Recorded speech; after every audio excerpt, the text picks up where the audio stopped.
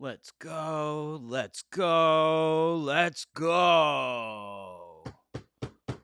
And we're easing into another episode. We are live, folks. And we are here. You know, before the live starts, it's like this Balagan frenzy to get everything done, everything organized. There's a lot that goes into putting on a live show. And there's several people who work on the show. I just want to say a big shout out to them, because it takes a lot to do this. And we did it again. We're back with another amazing guest. Unbelievable guests we get here. We only have unbelievable guests. We never have average. We never even have relatively above average. We have exceptional, magnanimous, triple A list, the best of the best, and only the best of the best. That's just awesome Jew. So thank you guys for tuning in, all you awesome Jews and Jewesses out there, all you awesome Gentiles out there who are turning in every single week. We see you, awesome Gentiles. We see you. One of those awesome Gentiles is coming on this show in about 10 minutes, folks. One of the most awesome Gentiles on the internet. And I am so stoked for this conversation. God, I have like a million different ways to take it. I put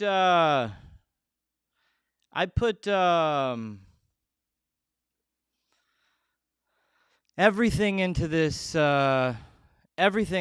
broadcast, folks. Week after week, show after show, situation after situation. And God, do we have a show for you today. So, you know, I don't know if you saw this, but I'm going to play these videos when our guest comes. We're going to get some original reaction from James Lindsay, the creator of New Discourses. Let me text him right now, let him know we are live. And that way he could share the link. Why is this important? Because we just got 60,000 followers. Boom! Now, only if we could get the Adam King Show account to like have any traction. So if you are watching this, go to the Adam King Show. Follow that account too. Because for the life of me, that one doesn't seem to move. But we have like the most amazing situation brewing over here on how we're breaking the censors.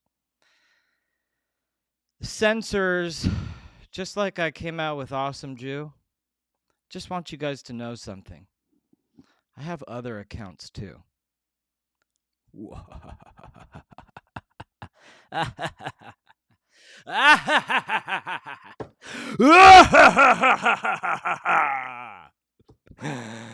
I give alt. Okay, James Lindsay. We are live now. Please share the link. Boom. Okay. He is there. And we have our guest, folks, early, so I'm just going to bring him in. Since we didn't get too far in the soliloquy, we'll save that for after the show. We got the one and only James Lindsay, folks. Got no sound. Hang on. Let me find that. Let's sound check this brother out. Why can't I hear? All right. Wait a minute. Boom. All right. Try. Yeah, there we go. Okay. All right. James Lindsay in the house. That's right. Hey, how you doing? What's up, man? Conceptual James. Where has my podcast gone? Now I'm sitting in front of Conceptual James over here. That's right. Dude, we got so much to talk about. I saw your last episode on Yisrael High. It's like par for the course in greatness.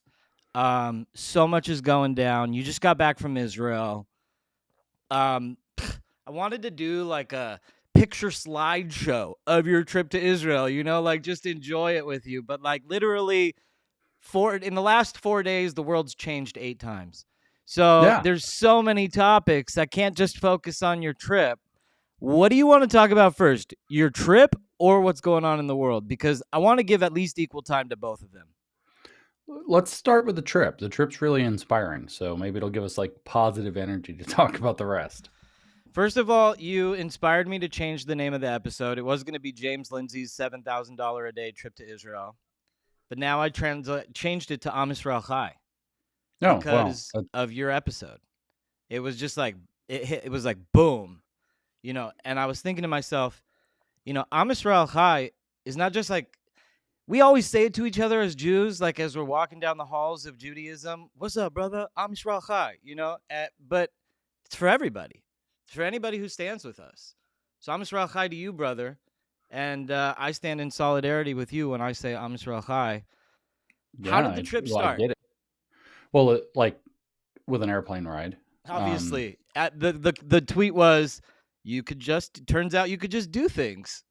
Well, yeah, with the big, El Al plane with the Star of David on the tail, like let's make it all the way, right? So flew over in proper Jewish style, nice kosher meals on the plane. Nice. Land in Tel Aviv, obviously. Jump in a car, went over to Jerusalem, to the hotel, got checked in, basically had enough time to splash a little water on our face, change our clothes, and went to dinner with kind of the group that invited us, which is the group. It's Heirut. It's like a think tank political group had us over. It's not your typical kind of influencer tour. We weren't like just going to see the sights and get the rah cute kind of trip. It was like, let's get some in-depth look at like what's the history of this place, both in terms of modern 1948 to now, but also ancient. How does that bear on what it means to be here, to live in Israel, to be Jewish in the world or in Israel? And then, what's the legal situation here? Like, how screwed up is Israeli politics? Which turns out to be real screwed up. And like, it's very complicated. A lot of Americans just like have no idea that, frankly, like they don't think about other countries' politics at all. And so they have no idea that there's like all these different, factions and parties, and people are fighting over different things. They have very different conceptions of how things are and should be. They don't understand basically this huge fight over judicial reform that's like at the center of like so much that's happening in Israel right now, where the Supreme Court has basically kind of upended the idea of balance of powers. And is that good? Is that bad? The whole thing. And so Ehud Barak's whole thing or whatever. So this is like a complicated, we had that aspect as well. That's then we went entirely other bag of chips, the Ehud Barak Netanyahu war, That's right. It's like crazy what's going on. And so then we went and saw all like the heavy stuff, right? We saw Yad Vashem, which is, of course, the Holocaust. Out of the way right in the beginning. Yep. And then we went to Mount Herzl to see the new October 7th memorial. I love what you said about the trees, though. I mean, we're blowing through your trip really quick. I want to pause. I'm just doing the overload, the 50,000 There's so foot much summary. in this overlap. Like, it was a 9-day trip, and like we're still on like a few hours of like day one. So like, I want to back up and I want to tell the viewer audience something. And maybe you don't even know this. Did you know that El Al is one of the only flights that has a missile defense system attached to it? I knew that. That's part of like that. They sold the airline to me on, well, it has flares and stuff on there. Yeah. I've actually seen one of the pictures where like it's a 787, and if you know what to look for, you can see like some of the missile defense stuff on the bottom of the 787. Yeah. So yeah, and why? Oh yeah, because people trying to shoot down Jewish planes. That's why, all the time. Exactly. It's like a serious issue. So this is actually a huge point. Did you fly business really quick? Yeah. Dude, I don't leave the country. If I don't leave the country, not in business class. Smart move, but I got to just say, El Al business class is like a social club. Did you meet anybody on the plane? Did anybody in business? You have dinner with anybody in El Al business? No.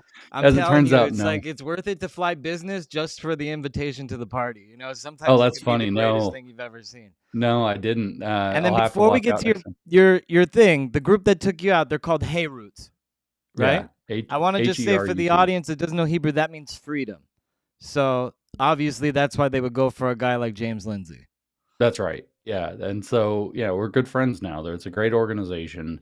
They're doing good things. They basically are running this whole program to like train up a generation of leaders focused on freedom, economic Mm-hmm. freedom, socio-political freedom, individual freedom in Israel, which is actually kind of a foreign concept for a lot of Right. Israelis on the ground. That they've had a Mm-hmm. different concept. The state was founded in socialism. It's been fighting its kind of way out of that in some sense since, Mm-hmm.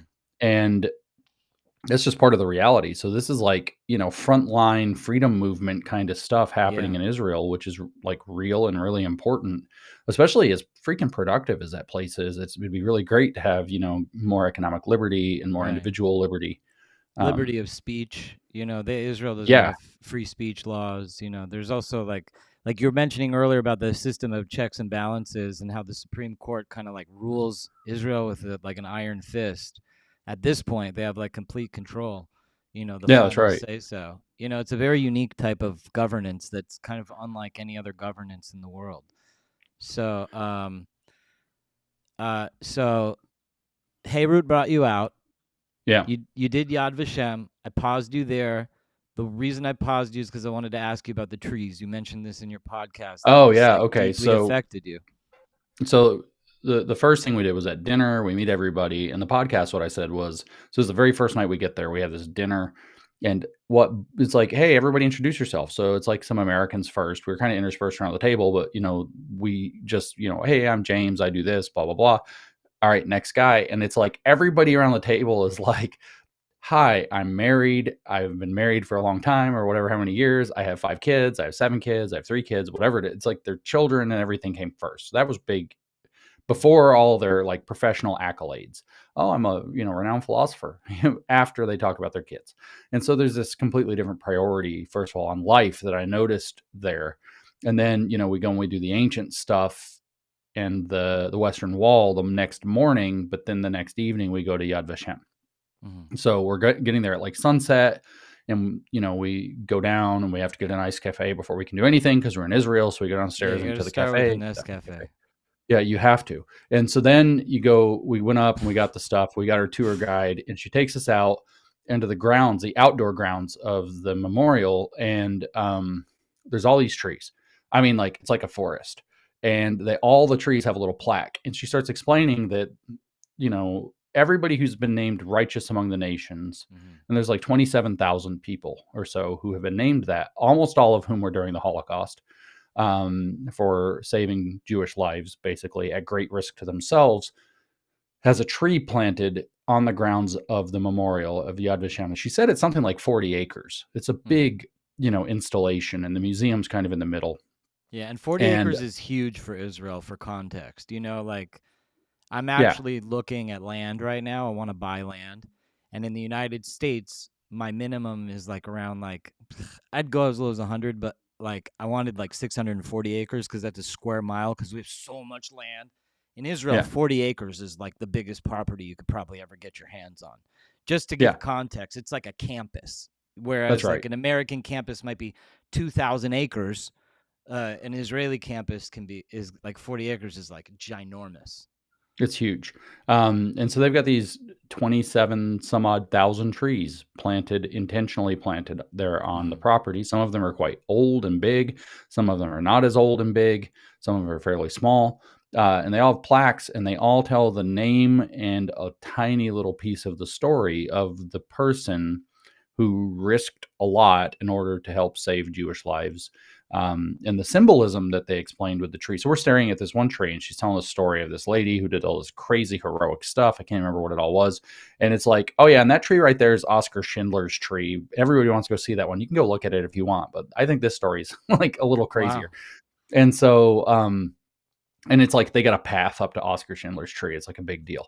And Wow. so anyway, she's telling us a story. I don't remember what the story is, so I don't want to mess it up and try to make something up here. But they're all stories of incredible heroism. And she's like, some of them are more wild and crazy than this.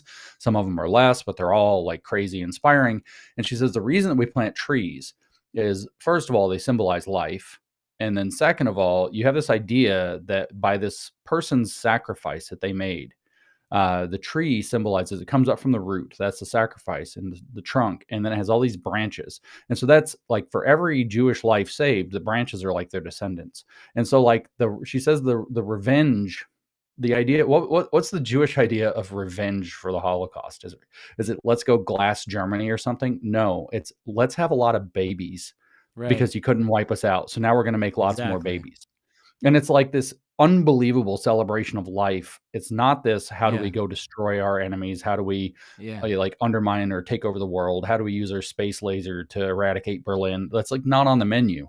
What's on the menu is we're going to make lots of babies, and How they do we symbolize it. thrive? And not just make That babies, how do we thrive? thrive, that's right. And so the idea of these trees that are like growing and spreading, and obviously more branches, and I don't know if any of them are fruit bearing or not. Some of them are pine trees, so they have pine cones, I guess. But the idea that trees bear fruit is kind of think positive things that are being brought into the world is sort of the underlying message. So we spent, unfortunately, a little bit too much time. We didn't spend a whole lot of time wandering around and looking at trees, but we spent a little bit of time, which the reason I say it's unfortunate is because it was sunset and the place closes, and like Right. they will like They legit didn't lock give you you in the if you're not VIP out there. pass, man. They didn't let you stay open. Yad Vashem, what's up, man? This is James Lindsay. Yeah, right. Don't they know who I am? And That's so, funny. no, the people in Tel Aviv know who I am. The people in Jerusalem, only a little bit less.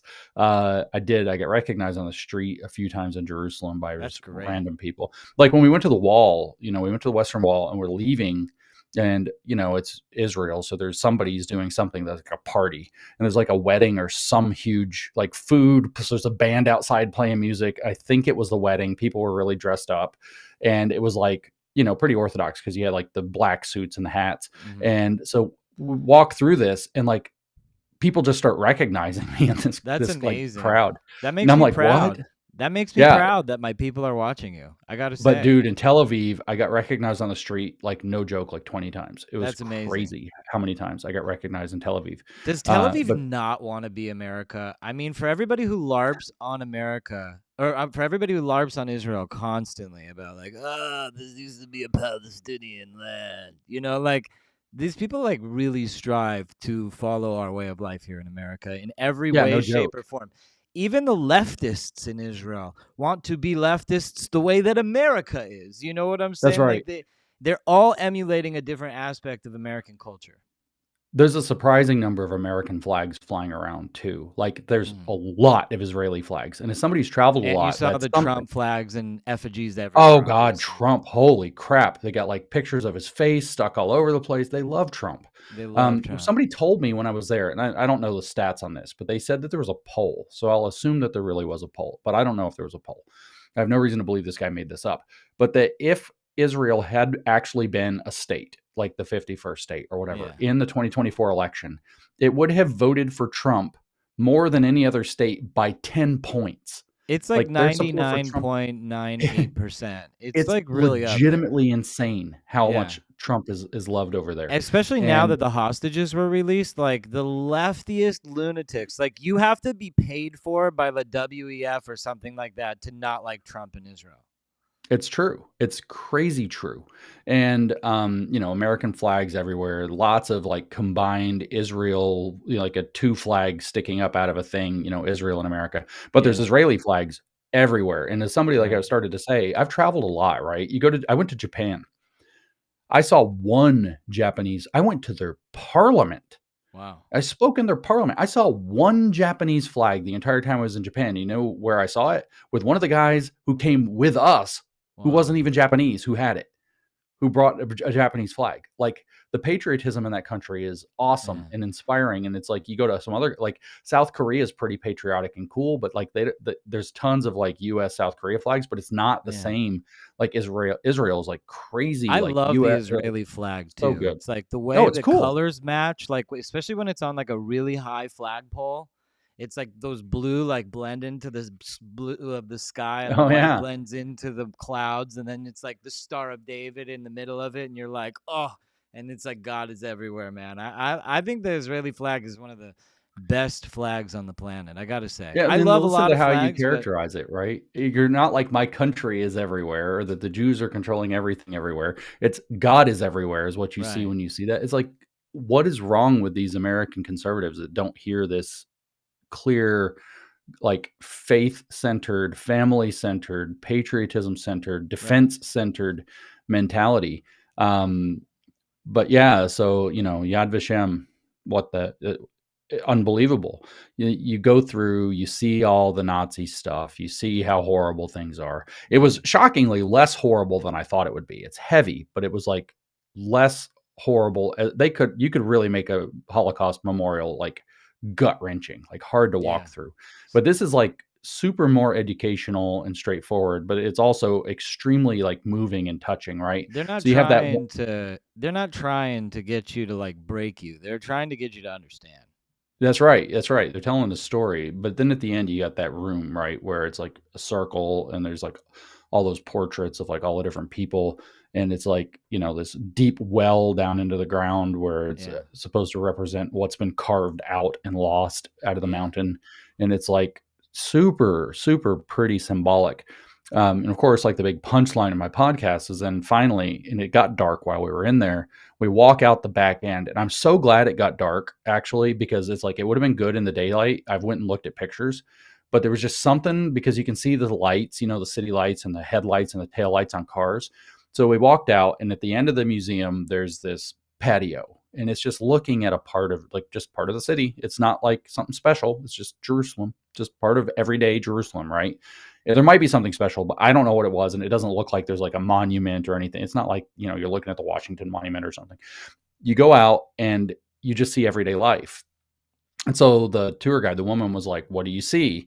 And the answer, of course, is that you see everyday life. But that's the first time it hit me. And it's like, oh, I see Am Israel Chai. Like, holy crap, the Jewish people live. Like, Mm. we just walked through the Holocaust and we see all this. And then you step forward out onto this balcony, and then you're like, oh, yeah, it's Tuesday. We've got And stuff that's to do. important. And like this is like one of those things where like boredom is actually like really important because like a settling of existence. You're here now. You know what I Yeah, mean? And like the Holocaust is such. I mean, I'm Ashkenazi, so my family's been in America for 7 generations. We're a very old Ashkenazi family. So sorry we're about not your like food. connected by blood through the Holocaust, but when you grow up in the Jewish community, you are. Everybody. I mean, I must have known at least 1,000 Holocaust survivors personally in my life.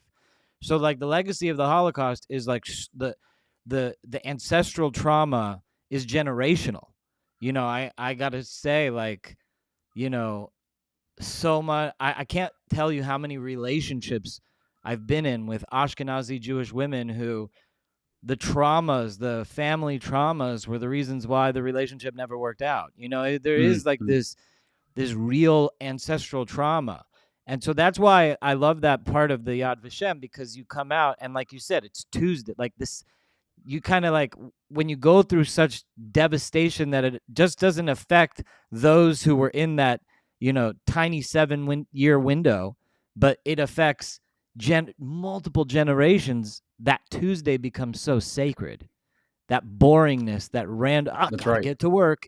Like getting to work on time should be the biggest problem anybody should have to face. Yeah, and it's like is like getting to work is like a miracle when you see what it is. So it's like Mm-hmm. really, it really hits you. And what's So really interesting is, of artistic. course, we had this framing. We understood that, like I said, there's a lot of debates in the Israeli context. A lot of people here in America don't understand, and so there is this debate within Israel and within Jews more broadly that they really impressed upon us, which is, are we the people of the Holocaust, or are we Am Israel High? Are we the people who live?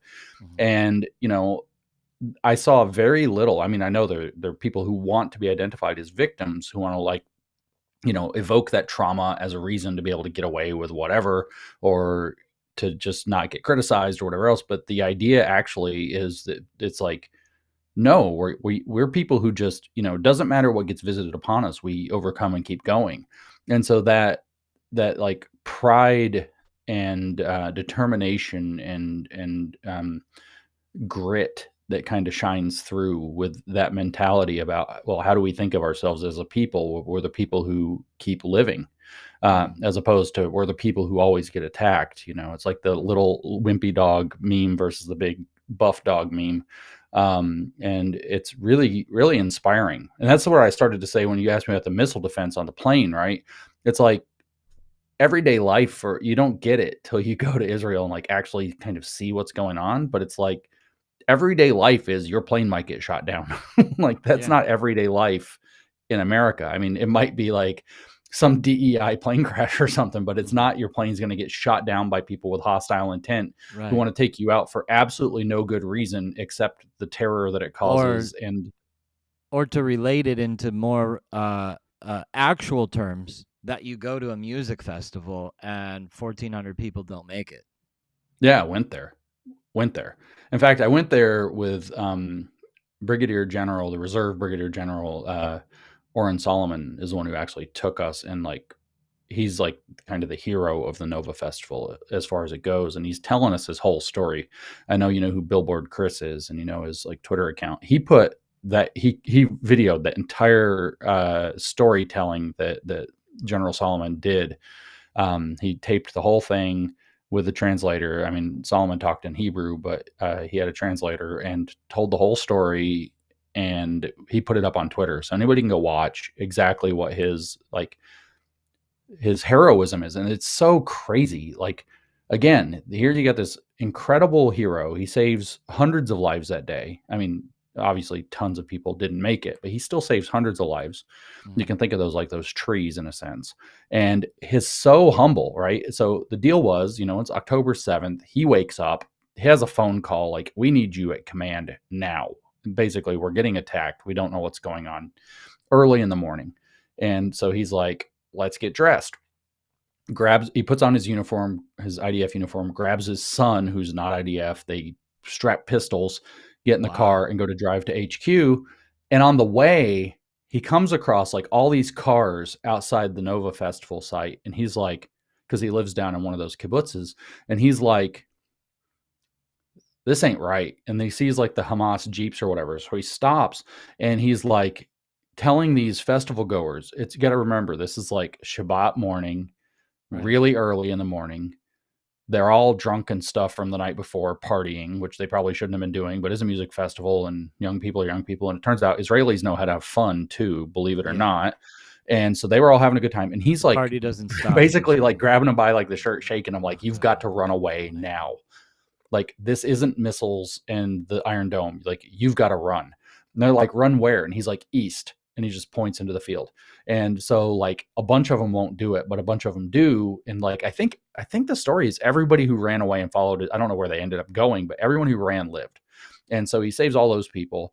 And then he's like, finally it gets in a point where like Hamas is now here. And he's like, trying to do something. They're killing people. He's trying to get people to safety as he can, the best that he can.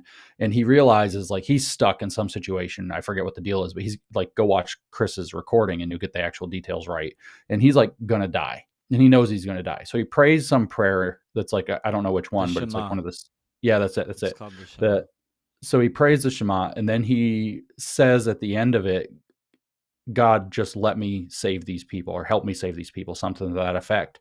And all of a sudden, like a tank rolls up, an IDF tank rolls up after like Wild. literally seconds after he prays, starts like running over Hamas and their vehicles. That is And it great. turns out the tank isn't shooting and he doesn't know why, but it turns out that they'd already grenaded the tank and killed everybody inside except the driver because the driver has like special protection for an Right. attack. And so it's just a driver. So he doesn't have access to work the gun. So he's just like running them over with the tank. And eventually, I guess he's wounded. He eventually pulls the tank over to the far side of the festival site and dies in the tank. So now the tank has just stopped. And so Solomon realizes he's got to go there. And so he gets over to the tank. He starts getting people to hide behind the tank as like, a piece of heavy armored vehicle to hide behind Right. to be safe.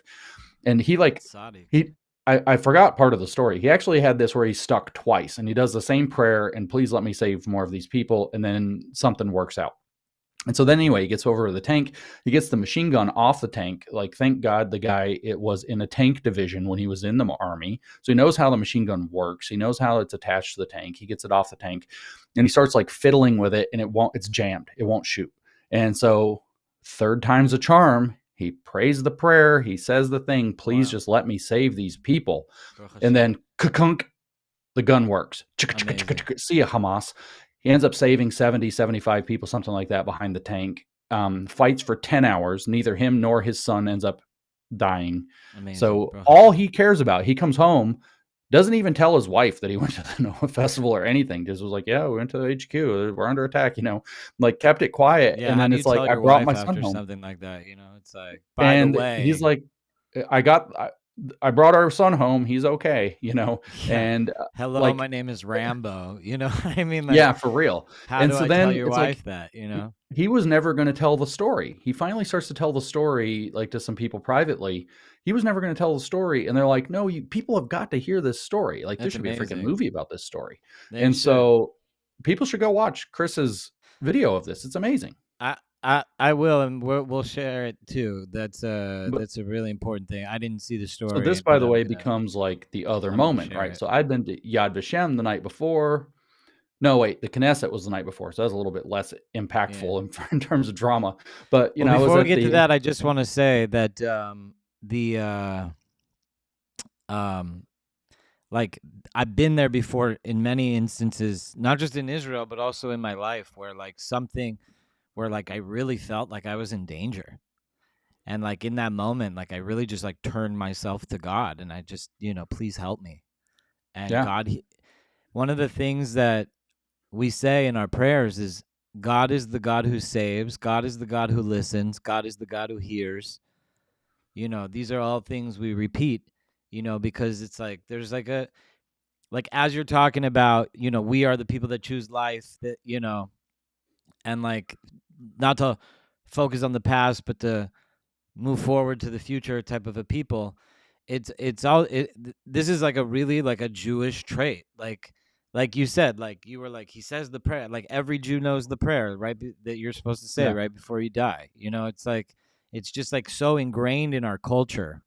And there's so many topics we can get into later. I'm supposed to be like debating one of these black Hebrew Israelites soon who thinks I'm not really a Jew. And it's like, but like our whole culture is preserved. Those topics, I would love to have you for 3 hours, James, because I have so many topics I can go down with you. I want to be focused, but in the spirit of like moving forward and moving to life and not focusing on the past, I want to focus on like the positive stuff. We heard about Yad Vashem. We heard about October 7th.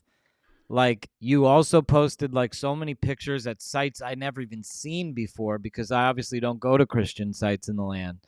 But like But you I could. could, exactly. The only people who aren't allowed in the Christian sites are people carrying weapons. And They have a no also, it's weapons policy. kind of bizarre. You could go to Christian sites, you can go to Jewish sites, but you can't go to Muslim sites. That's right. And Jews can't go to the Temple Mount. And I appreciate you saying that, because there's not a lot of podcasters in the Jewish space that talk about Jewish rights on the Temple Mount. And on this podcast, we never shut up about it. And, I don't know if you know this, there's this like red heifer thing that's like all over the internet. And Yeah. I actually am one of the possessors of the ashes of the red heifer. We just did the ceremony, and like we went through it. And that's all about preparing us to just get over this wall, this Western wall, and to be Yeah. there in the center of our spot. You know what I'm saying? Like, Yeah. I mean, that's like the story. Like, you see all these people, like, you're not supposed to worship a wall. It's like, they don't worship the wall. The wall is the closest place that they're allowed to go and a lot to of those their prayers are holiest like, site. please, God, let us get over this wall. Let us go to the other side. Like, a lot of people here in America think what's underneath that golden dome is a mosque, and that's not true. Oh, The thank you. mosque is down at the end of the compound, Exactly. but and the thing under the golden dome is the peak of the mountain where, as the story goes, Abraham was going to sacrifice Isaac and the covenant with God was formed. It is the Dome of the Rock. What's under it is the Rock, and You it's the know, holiest site of the Jewish faith, and Jews can't go there I said because this the to Muslims can Alex keep them Jones out. this week. Alex had me on, and we were talking about this, and he asked me, like, because he said like he felt very like druidic when he went to Stonehenge. And he said, what's it like to touch the Western Wall? Like, do you have a feeling? And I wanted to say so many things in that moment about everything, and I pivoted, and I ended up talking about, this exact topic, that on top of the Temple Mount, there's actually two spots. One is the Haram al-Sharif, which is the Dome of the Rock, which is the holiest site to Jews. And to Muslims, it's just like a shrine. It's like a glorious fountain in the center of a park. It Yeah. serves no purpose in their faith. But then their third holiest site is the Al-Aqsa Mosque, which is at the southernmost tip of the Temple Mount. And James, I want to tell you something mind-blowing right now. Do you know what the Al-Aqsa Mosque really is? Tell me. It's the palace of King Solomon. No, that fits. It's he built his palace right next to the temple.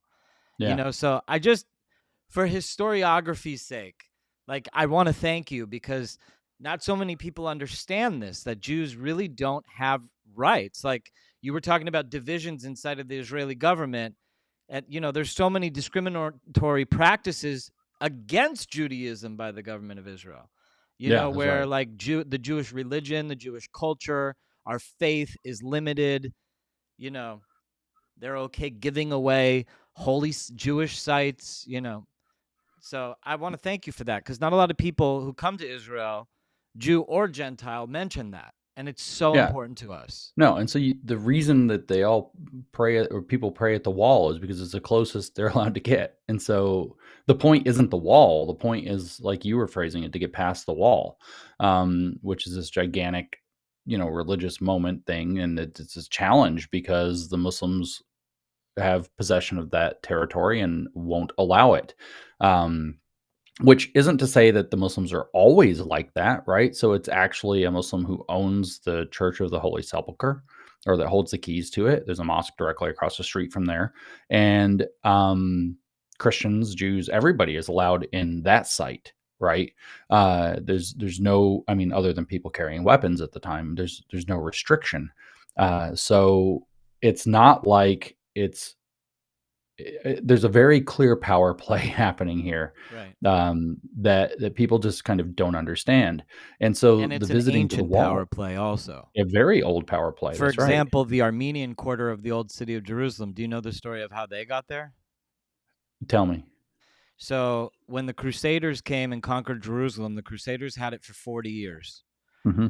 All they were doing was frantically trying to find entrances on the Temple Mount to find mystical Kabbalistic writings and secret artifacts, which they found some. That's what started the cults of Europe, the Knights Templars, and all those things. Yeah. So when Salah ad-Din came to conquer Jerusalem, it was a bloodless war.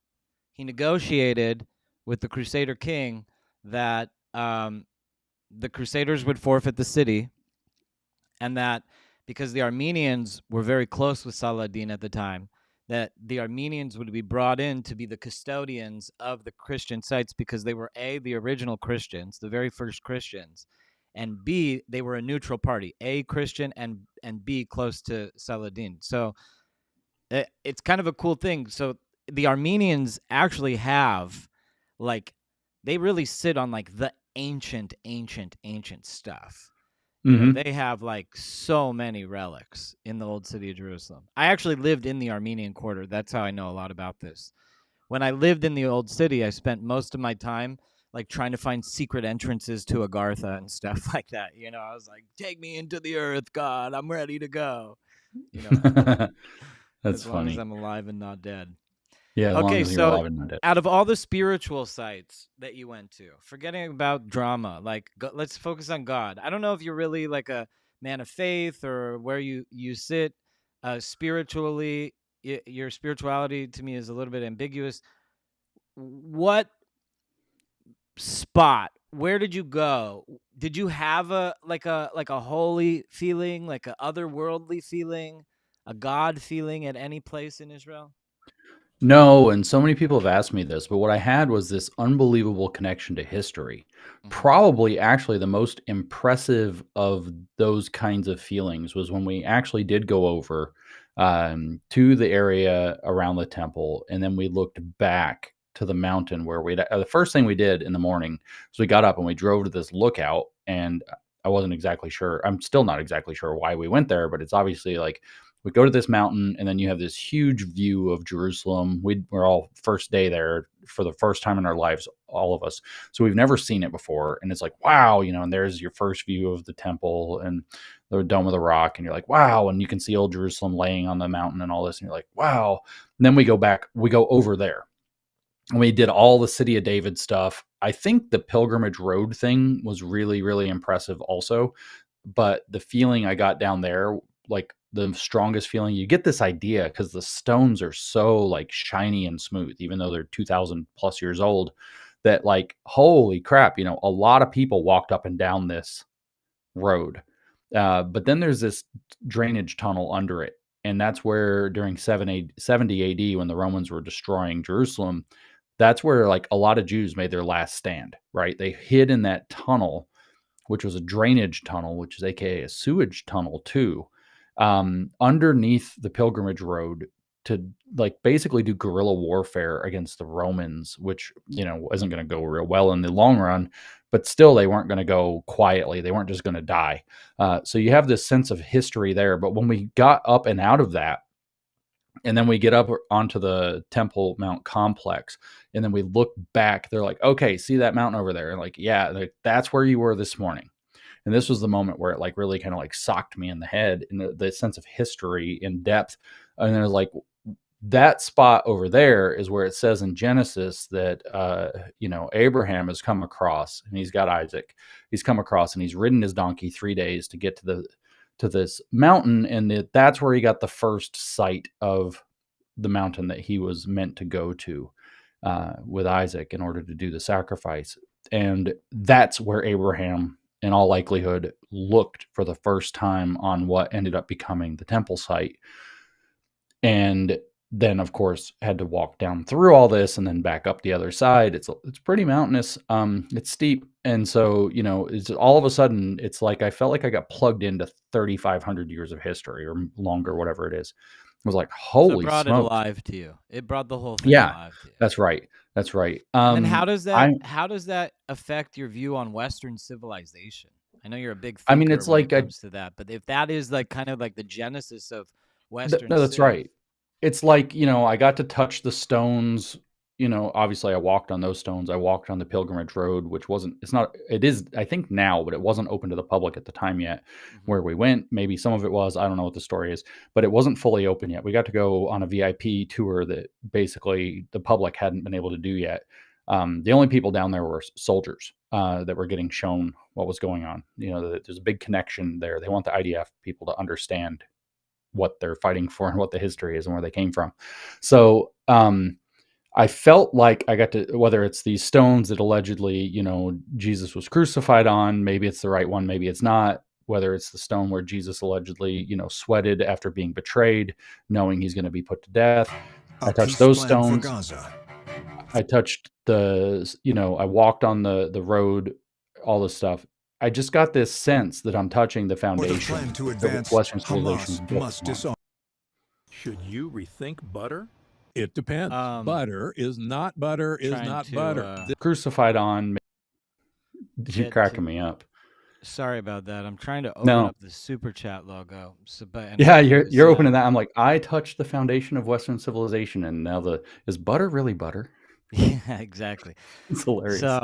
No, that's what I connected to. Like, rather than having this mystical religious experience, I had this like, wow, this is the foundation upon which, and I even tweeted that this is the foundation upon which Western civilization was built. Like, there's nothing to be sorry about. I almost said sorry, but it's like, no, of course this is where the idea of Western civilization comes from. That's where you come from. This is the, the Romans don't realize that they have their origin story in the Bible. The origin story of the Romans is in the Bible. It's Jacob and Esav, and Esav has Edom, and Edom has Eliphaz, and Eliphaz has Romulus and Remus. And the Talmud and the Mishnah and the Midrash all have this story that they were nursed by wolves. The same story is corroborated in Jewish tradition, that the two twin boys were nursed by wolves. So it really is a Western civilization moment here, where kind of like, it's more than Western civilization too, because it's also the Arabic civilization. It's all the stars of the sky. It was what was promised to Abraham. There's like the whole genesis of the modern age really kind of like emulsified in this one place. It did. It actually is pretty profoundly clear because if you know the values that are portrayed through Genesis, and then into the both Exodus through Leviticus and Deuteronomy, where you get the kind of like the legal basis upon which, say, the United States' foundation was laid. A lot of Americans don't appreciate, but you go read some founding fathers at how often they reference not the Bible, but specifically the Hebrew Bible in the formative, aspect of their thinking for how to organize the U.S. as a political entity. Now, culturally, it was more deeply rooted in kind of a Christian kind of milieu, not entirely. There's other thought as well, certainly, in Lockean thought and some Greek Enlightenment thought and so on. But like they're heavy duty as far as the legal structure of the United States.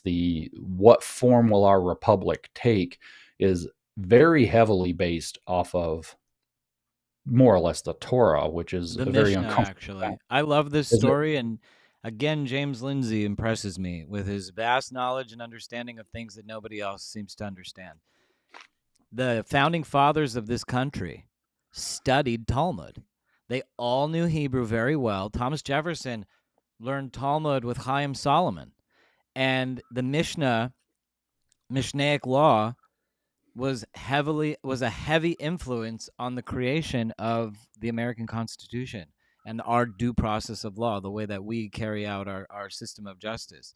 They were in that generation, they were like recreating the Bible. They considered themselves like a new Israel of sorts. Like they really believed that America was this new Israel, and they connected to it through their Christian faith, obviously, but they still granted freedom of religion at the time. And that's one of the best parts about the Constitution that people don't really think about. When the founding fathers granted freedom of religion, what religions were in America at the time? You had Christians, you had pagans, you had Jews. That's it. Yeah, You didn't that's have all. anybody else. So I think that's very important when assessing it. So would you say, James Lindsay, that like the connection to historiography gave you a spiritual experience in the land? Did you have like something that connected you to spirit or God or higher power, anything like that, even history? That's the Am Yisrael Chai part. That's where I connected to something more spiritual. This idea of despite all of the challenges that history and life in a messy world can bring at you, that there's still like life is the thing that we're going to keep going on living, and living means living all the way, having kids, fruitful, multiply, prosper, thrive, develop to the best of your ability. You're building cities knowing that they might get blown up, but you're still building them and you're still making them nice. I mean, maybe not every neighborhood in Tel Aviv, but otherwise, they do their best. It's an amazing testimony, right? And the connection happened kind of like I said twice. Once was coming out of Yad Vashem and looking at just Jerusalem on the outside of the back end of that, and the other one was when General Solomon finished his story. We went up to say bye. He was going to drive home, and we were going to go off to our next thing. And so we went to shake hands and say bye. And it's like we just looked each other in the eyes as kind of each of us, and was like, Am Yisrael Chai. Like it's like you suddenly just get it, right? And so that was the main kind of spiritual connection, is like what that represents lives, and it's not just the Jewish people as in like, or the nation of Israel. It's like there's this deeper thing. It's like the spirit of civilization and humanity lives because we're willing to stand and fight for civilization and humanity and decency and beauty in the world and our children, and et cetera, et cetera, et cetera. So that was the real connection. And it's like, I can't like shake that feeling. So it sort of has that, but I'm not like, I was with Jay Richards who's at the Heritage Foundation. I was with him while I was there. He's one of the people on our delegation. And I told him, like, he's, jaw dropped, eyes wide, for a lot of, especially the Christian sites. He's Catholic. So he's just soaking it in and loving it and just amazed. And so he's having this kind of very important Christian experience. He said that when we went into the Church of the Holy Sepulchre, his like pulse was probably 120 plus the whole time. Wow. Right. Like he's just having this like moment. And it was like a big deal for him to get to go up and see it all and touch it all. And so I'm sure he had that kind of experience. But I told him, like, what's weird for me is I never thought anything other than that the Bible's probably at least archaeologically true. Like the story that it tells is at least pretty close to historically what really happened. So I'm not like, I didn't have like this blown away, like the Bible came to life kind of moment. It's like, because I didn't doubt that in the first place, I guess. Yeah. And then seeing, like, for me, not to put it down, I mean, JD Vance was all about some Church of the Holy Sepulchre, but it's like, it's really ornate in there. And it's like, I felt like it actually takes away from. It's very different than Western Christianity. Yes. So, the tomb was very interesting. It's all very beautiful. But then when you go back into this kind of, the Armenian part of the church, and it got destroyed in a fire, and there's many years ago, and there's this really weird rule that they can't fix anything unless everybody agrees to whatever they're going to do. So it's still just wrecked. But then they have the, unadorned tomb in there, which is allegedly Joseph of Arimathea's family tomb, which is maybe or maybe not the one Jesus was laid in, but probably not. Or at least they tell you it's not. And, but it would have been his other family members. But then you get to go, like we went back in there, and it's like, you get this real sense of like, oh, this is what life was like 2,000 years ago here, without all the like gold and the, shiny stuff and the polished rock and all this other stuff. And so I don't connect kind of to music. Like I never get that like spiritual sense from like museum feeling stuff. And it all felt very kind of museum feeling stuff to me.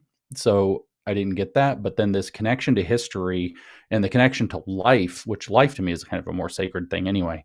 That's what I think, was the biggest impression that I got. And again, you get it over and over and over and over and over and over again. We got to dinner one night, and one of the guys that we're with, the next day, his wife is in a car wreck, and she's fine as far as I know. But so what had happened though was some freaking terrorists came and they dumped oil all over the road so that they knew that every car coming down the hill would crash because the road's covered in oil. That kind of stuff. Yeah, and it's like the reaction was like what you just said. Yeah, they when do we that kind take of out all their leadership with pagers. It's like, you want to go rudimentary? We don't even have to use space lasers. Yeah, right. So, and that too, right? Like we were talking about the Iran nuclear site strikes, right? And the B-2 bombers, and they're all very happy about this. And they were like, but like Americans need to understand, America didn't get involved in our war. They solved a technical problem for us. We would have got these sites. Like we're not going to allow. Without a doubt, they were going to do boots on the ground. Yeah, we would have got these sites, but we gave the red carpet. The B-2s had been training the run. They took the run. They did it flawlessly. They solved the problem for us, and we're very happy. And that's where I got this sense that like, oh, the relationship we have militarily is not a traditional alliance. It's a strategic partnership against, shared threats that I think is a very important like perspective shift. And all these people here are like, I'm not getting involved in another Middle Eastern war because of Israel. On your and delegation? It's like, no, that's what Americans say. Oh, yeah, but in our delegation and the people around us were like, Israel lunatics doesn't on outsource its security. On the woke right, exactly. Yeah, this is like that was the other sense I got. I said that in the podcast too, is like I knew there was some distance, we'll call it like 10 feet between propaganda and reality, but it's more like it's like 1,000 miles. It was so far that it was like I was seeing people talk about. I was in Israel, so I'm seeing people talk about Israel, like in my mentions on Twitter at writ large, and like explaining, like these idiots are explaining like what it's like, and I'm like looking around, like it's so far wrong. They might as well be talking. I put it on Twitter the other day. They might as well be talking about like, I don't like how the football bat is used, and it's like, what are you talking about? It's so completely wrong. One of the things that this show has been incredibly successful at is, I would just say, converting anti-Semites to Zionists. And when you say Am Yisrael Chai, I have several followers of the show who watch religiously who were like seriously Aryan Nation people. And, you know, I remember the day that they said to me, Am Yisrael Chai. They got it, and they were like, Am Yisrael Chai, Adam. You know, and, you know, I've been very fortunate. I got to debate David Duke. I got to debate Fuentes twice and Stu Peters all those times. Basically, every single one of those monkeys in the circus I've gotten screen time with. And I haven't even begun clipping that stuff, you know, and I'm so, you know, so the Adam King flood is about to hit the internet like nobody's ever seen before. So I got all this content from out of left field that nobody's been that I've just been like waiting on, you know, That's hilarious. but this, like, yeah, this woke right literally fights against every single thing that they purport to believe in when they attack Israel, you know, and they attack with this like virulent nature where they're And like, not just Israel too, like America too, yeah, and right? they freak out like people on the left, like scream at the skiers, you know what I'm saying? Like the outrage, you know? It's like, Oh yeah, like look at their big narrative now. It's like ever since Charlie Kirk got shot, they're like, everybody who criticizes me is trying to kill me. They want me murdered. yeah. And it's And like, the craziest thing is calm Candace down. Owens literally said point blank that I personally was a part of the plot to kill Charlie Kirk at that Hampton summit that I wasn't even invited to. I didn't even know about it. Never met Bill Ackman in my life. I should now. Bill Ackman, if you're listening, please invite me to the next party.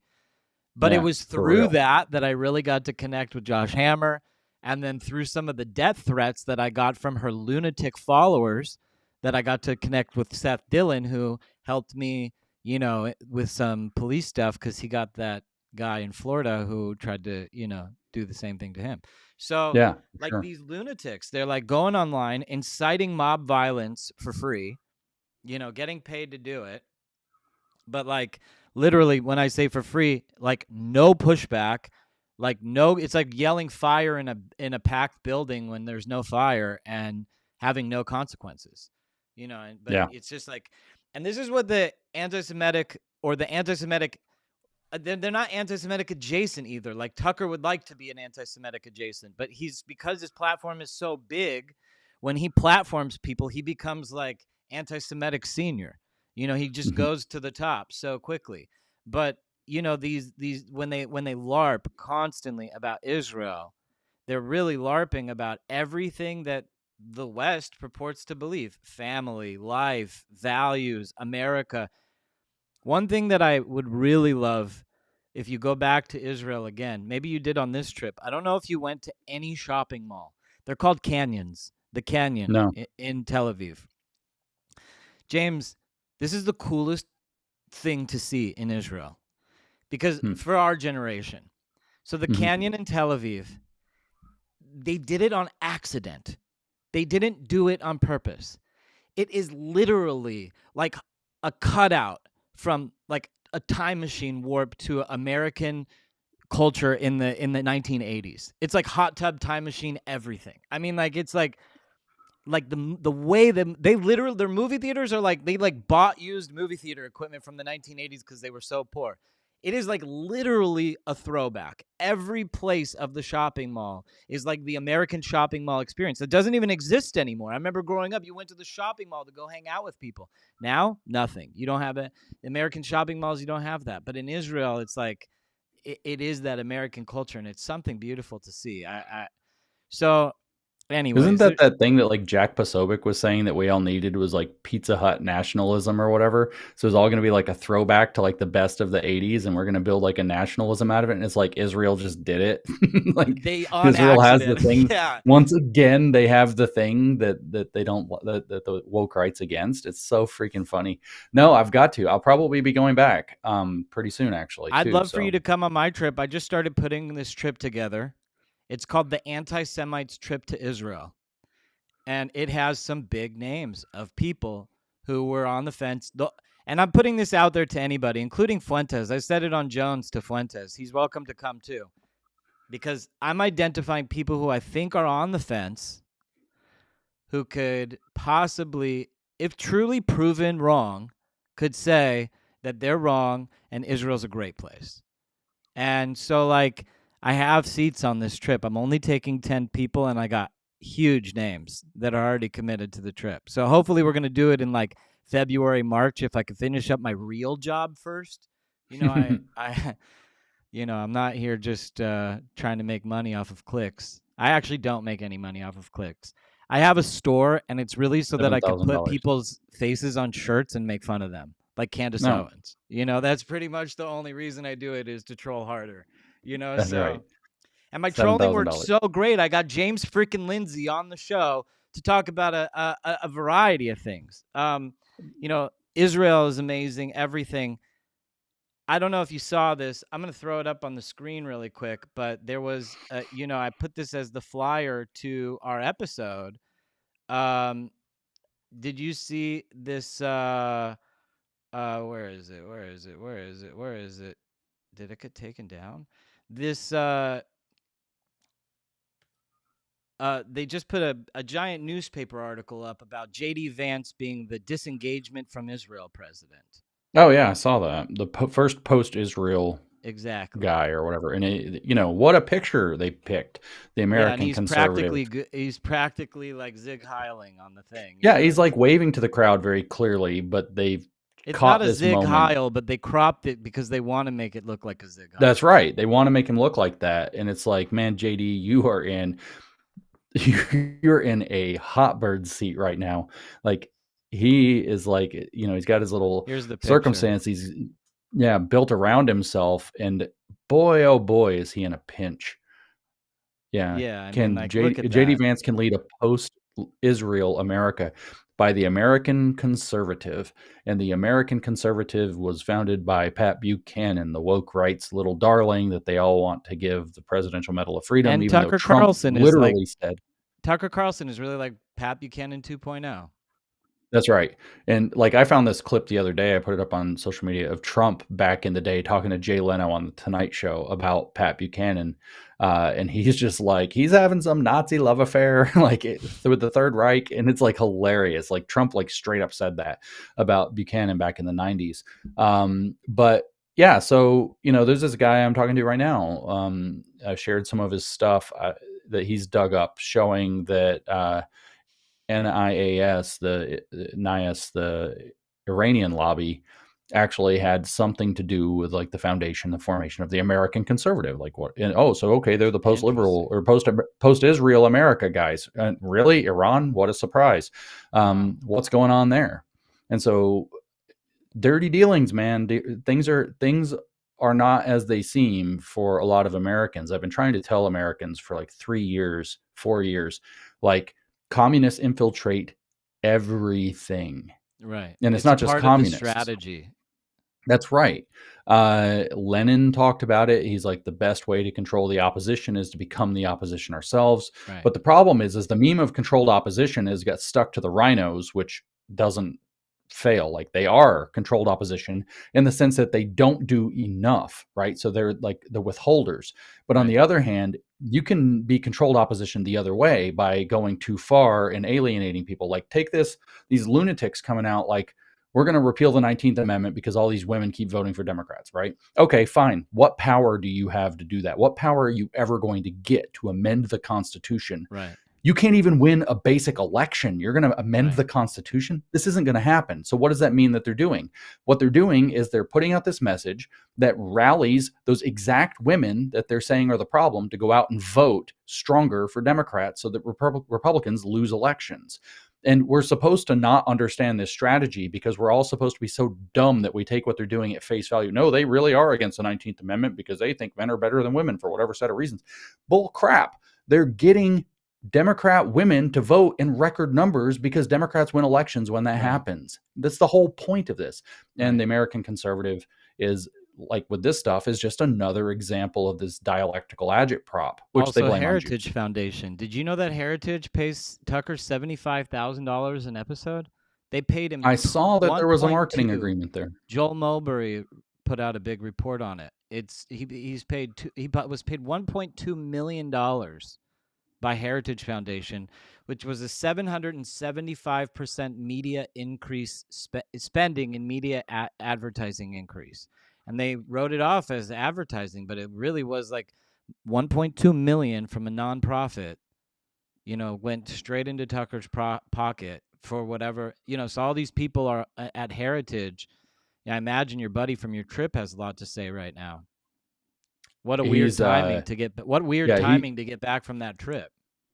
I'm so grateful for the situation for him that this all landed after, so he didn't have to like deal with that while he was over there, because this was magical for him. He's extraordinarily pro-Israel, and he gets it. Like, he connects with it, and so I know there's a lot of difference of opinion within Heritage. Kevin Roberts, however, was placed to replace Kay Cole James. Kay Cole James was the previous president of Heritage, and she had veered pretty heavy into the CRT style woke left stuff.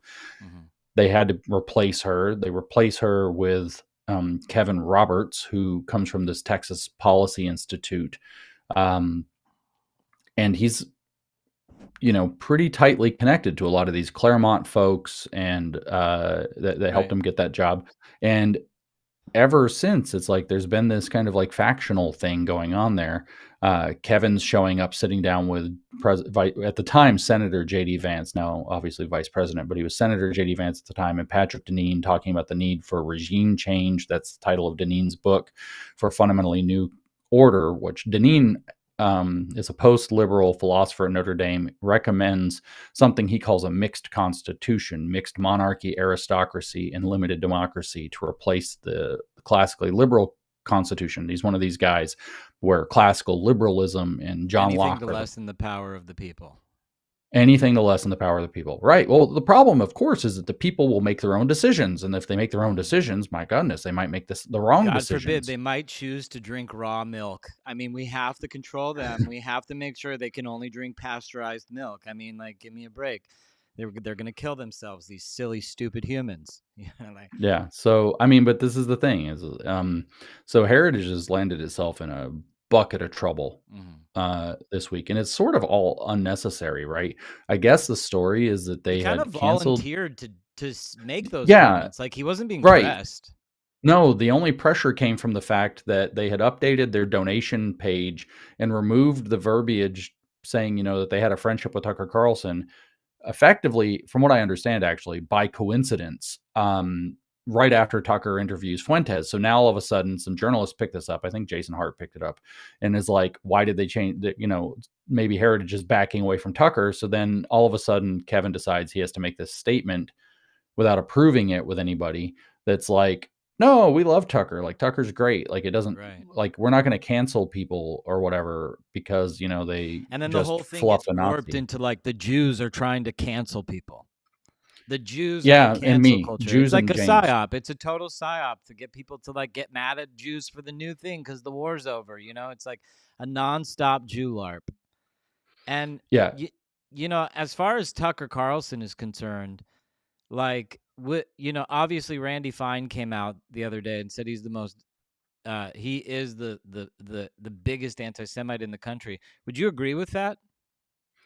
I mean, in reach, certainly. I don't think he's the most virulent. So it depends on what we mean by biggest, just to be completely clear. But he's made a real effort to put a lot of very, very prominent voices into even non-prominent voices into very prominent positions. But I think like Fuentes is probably a competitor for that title, right? Pretty clearly. Dan Owens, the three of them kind of veer for... Yeah. For control of the Nazi youth.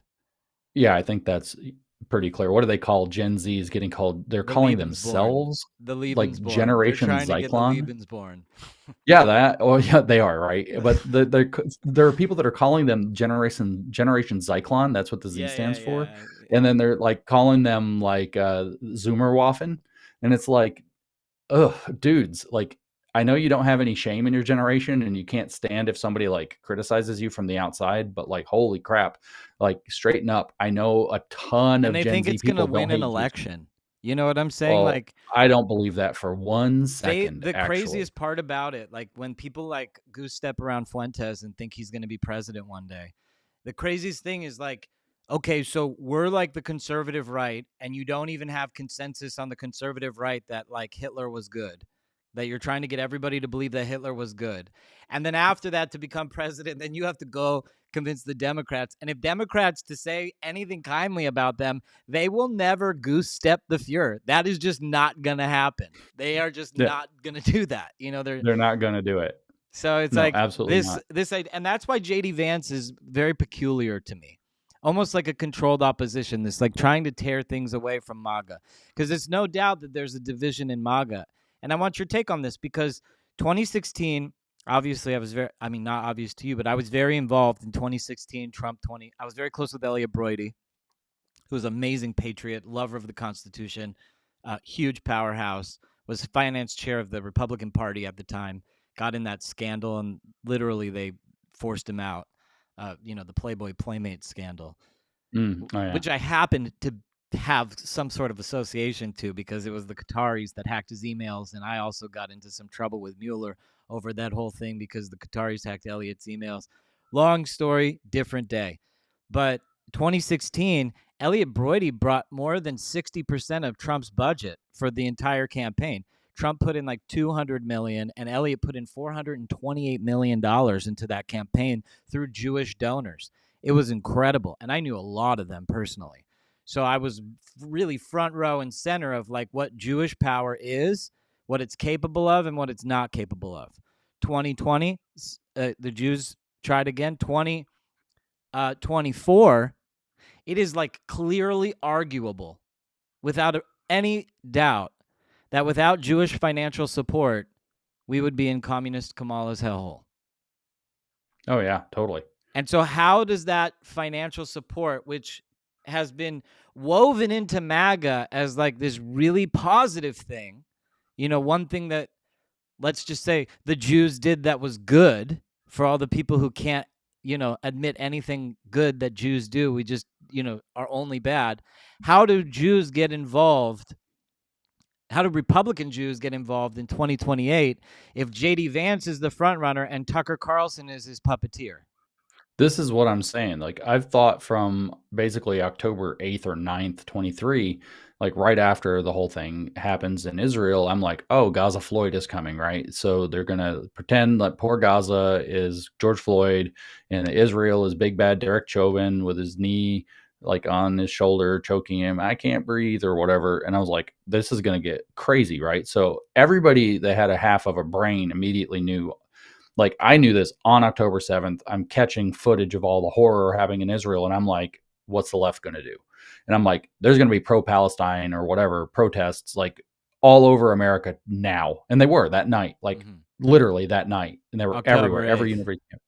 Well, even on the 7th, they'd started by late that evening. Yeah. It was right? like coordinated globally. Totally coordinated. I'm like, oh, look at that. And so I was like, okay, so here's what's going to happen. And this totally happened. I was like, Jews across America who vote at this point about 70% to Democrats, and obviously lots of resources behind a lot of the Jews, but not all of the Jews.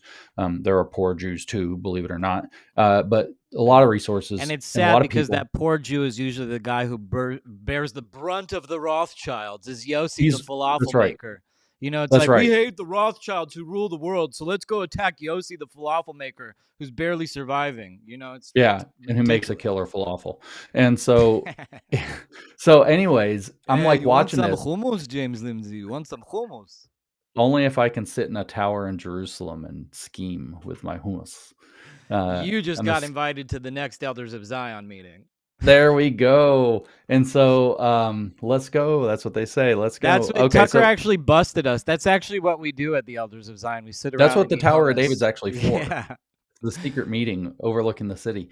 So I'm watching this though, and I'm like, here's what's going to happen. All of a sudden, a bunch of Jews who've been voting Democrat but are like normal people are going to be like, oh shit, we're on the wrong side. Yeah. And so there's going to be a huge matriculation to the Republican Party, and there's already a bunch of resources. They're all going to get doubled down, like you were talking about. Like, that's going to get doubled down. Like, the Republicans are our bet. And all of a sudden, like, all that Jewish support and strength is going to step over to the Republican side, and the master plan cannot allow that to happen. There can be no out. The Jew squeeze has to be played. And so it was like, basically, Jew squeeze. Wow. Get Candace started, bring the Gabs over to Twitter and unleash the hounds. Make it look like the Republicans are super anti-Semitic now, so that the Jews won't support, Make and it look women like and black Elon and is like this Indians and free everybody speech else. absolutist. All these people who came over to support the Republicans and Trump over the last 8 years, like, let's get them out. Let's get them all out. I think the whole point of the woke right is to crater the Republicans. Yeah, And without a doubt. easy to scare off Jews and people who care about Jews. Yeah. And that's, I think, what You they just did. make them into goose steppers. That's right. And the problem is it's A, super fake, B, super foreign in origin, and C, it's a mind virus, so it actually is taking root, and Zoomerwaffen is a real problem. Like that group chat thing that got leaked on Politico, whatever you think about leaking private chats, and that's its own whole ethical discussion, the fact is they got leaked. The problem isn't the chats, and it's not even the specific contents of the chats, and it doesn't matter if the chats were jokes. It's that the chats are the very tippy top of a very big iceberg of things that are really happening everywhere. And anybody who's actually tapped in knows that. And people who aren't tapped in don't know it. And so this is where the whole argument about it was. And there's like this attempt to cover it up. Oh, you care more about what's going on in group chats than, people making jokes. And they try to play it off. Like even JD Vance was like, it's a bunch of young people. Turns out there's a bunch of professionals in their 30s. Just jokes. Yeah, they're just kids making jokes. It's like the dude's 32 and has a beer gut and I is know. officially running around with Republican branding. Like, exactly. But the thing is, though, is some of it's jokes and some of the people are more serious about jokes. I had this moment where, like, I met this this group of like younger conservatives when I was at ARC in February, in London with Jordan Peterson's thing, ARC.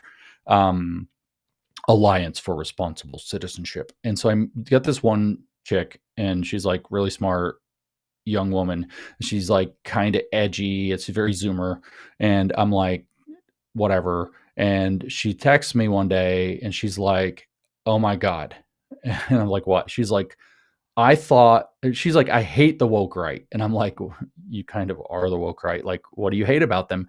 And she's like, they're ruining racism. And I'm like, what the hell does ruining racism mean? And she's like, racism is obviously bad. And it's supposed to be a bunch of funny jokes of people making fun of each other for stupid things. And everybody laughs. But some of these people legit hate blacks and Mexicans. And it's ruining everything for us and our like sense of humor. And I'm like, holy shit. So this is what's going on with the whole group chat thing, right? Is there's like this layer of jokes, and then there's a layer where it's not jokes, and the jokes are cover for the not jokes. Exactly. And there's a lot of the not jokes. There's a lot of the not jokes. Dinesh and then was here last week, and he said the same thing. And there's a game with the jokes, right? Which is to make the jokes, you have to just keep getting edgier and edgier and edgier. As edgy as possible, right? Edge and eventually, they want to be all edge lords, and then that's right. And you've gone so far.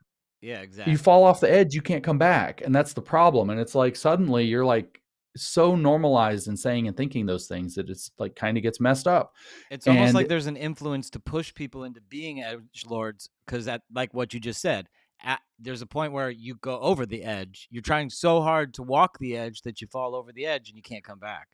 Right. And now I don't believe that it's all just, it's just jokes and people spouting off. But like, even if it was, let's pretend for 5 seconds that it was strategically, politically, what's going on. Leaked group chats are about to have gigantic electional currency. So we go into the midterms, leaked chats are going to be like one of the top currencies. You think it's a great idea for a bunch of people to try to like wave away what's going on in these chats? Like, it's no big deal. Yeah, it's just normal. And knowing that there's millions of these chats, and that like somebody in that chat could sell screenshots to Democratic operatives for hundreds or thousands of dollars, knowing that it's going to be an attack ad that's going to absolutely obliterate Republican chances.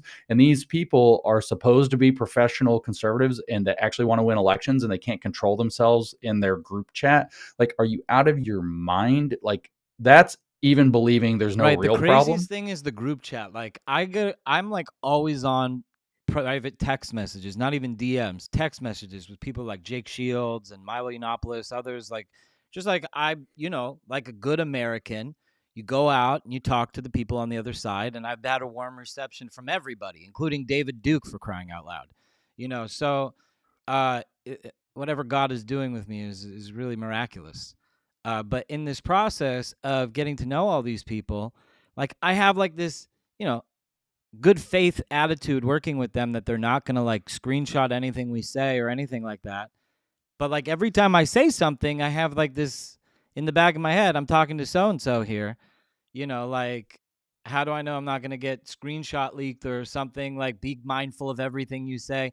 And these are people like really foisting massive power. I mean, these are like White House staffers. These are, Nick Fuentes is bragging about his guys in the White House. And, it's like, it used to be that the country was run by adults. And now it's like imperative that they all have freshly graduated from college interns. Yeah, that's right. Like a White House staffer should be like a 60-year-old person, but it's not acceptable for a White House staffer or a House staffer to be 60 years old. No, they have to be like it's like 25 they have or to be under. like teenagers. It's like an internship position, but it actually involves ruling the country. Right. So like we end up getting ruled by children. And so, but they don't believe that like anything. So they say the most random stuff. And you're right. So hypothetically speaking, the way that I see the Republican primary coming up is either presidential term limits get suspended, so Trump runs again, maybe. It's J.D. Vance versus Marco Rubio, and that's just going to be a shit show. And then the third option that I see that I'm becoming more favorable to every single day, seeing how J.D. Vance is just like embracing the Groyper calls him out on stage about all this Jewish stuff. He can't even address the Jewish stuff. He goes into like talking about censorship and other stuff. It's like he can't even address the Jewish stuff head on. And he's just going deeper and deeper into this camp. So I look at the storyline, the timeline, and I'm like, does RFK Jr. become the savior of America? What are your thoughts on RFK Jr., his rise to ascension in 2028 in the wake of all this? Because the Democrats, Mamdani, Newsom, AOC, Bernie Sanders running for president is not going to work in 2025. None of that, or 2026, 2028. Americans are going to be so fed up with Mamdani by 2028. It's going to be the biggest backfire. So what do you think about RFK? What do you think about RFK emerging as the leader?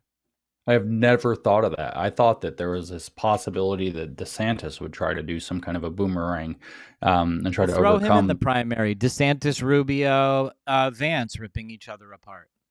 Yeah. But I had never once considered, I don't very often get caught flat-footed in an interview. I've never once considered the idea that RFK would be like the dark horse candidate that comes out of nowhere and takes off. I don't think, honestly, I probably should. I get to be a flat-footed question to you. Thank you, James. Yeah.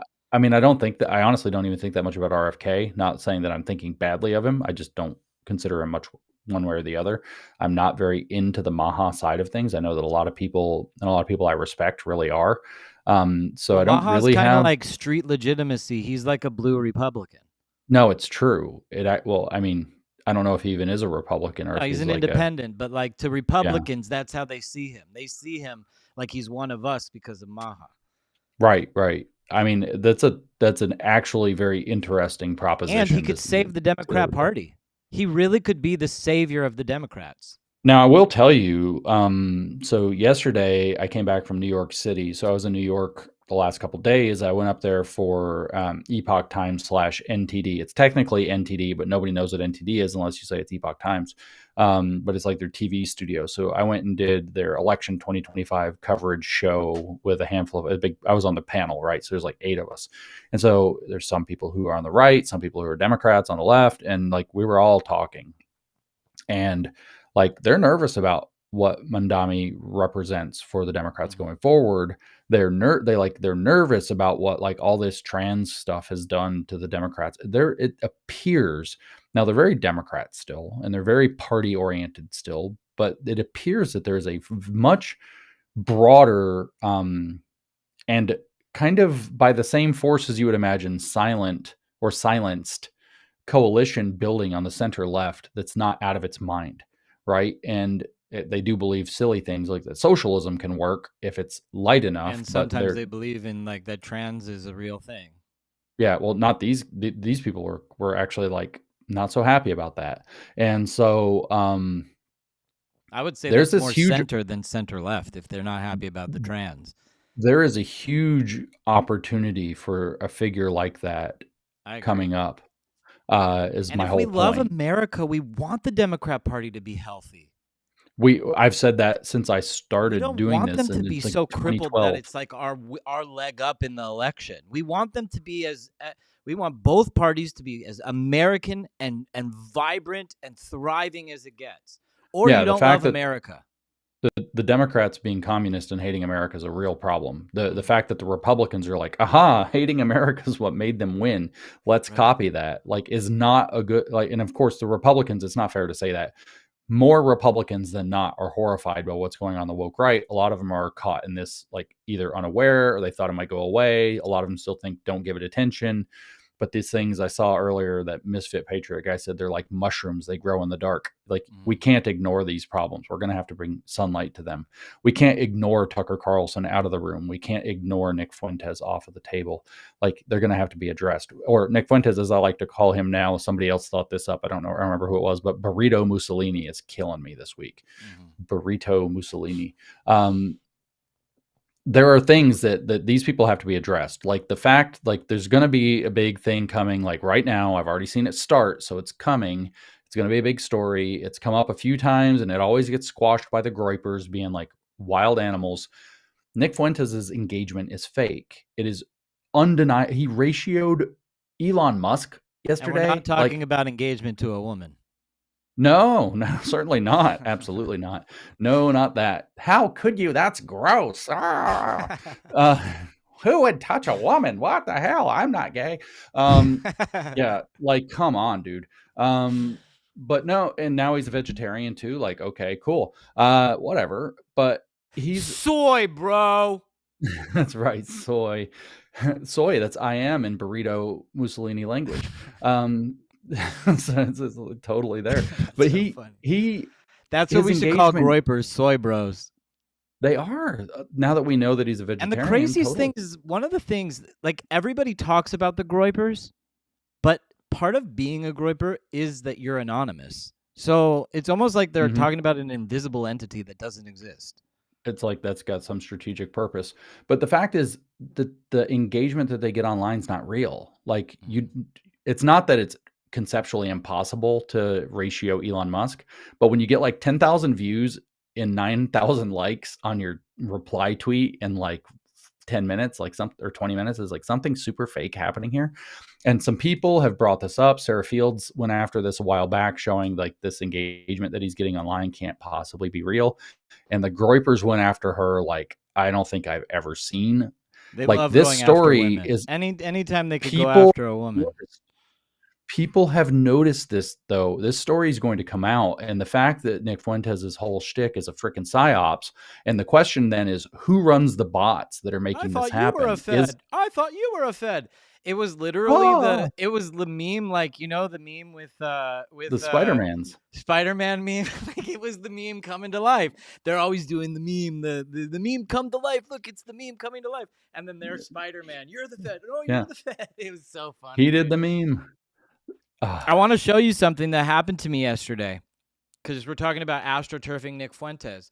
So I have Roku, right? That's how I watch TV, because fuck the system. I'll buy it as I go. So I have YouTube. So I wanted to search something on YouTube, and this was my YouTube search. I just typed in, is it coming up? Where'd it go? Oops, hold on, we have another technical difficulty. All right, downloads. Even in the future, nothing works. I know. Welcome to America, folks. Here you go. Here's the, didn't work again. Shema Yisrael. Okay, so here. For anyone who doesn't think that YouTube is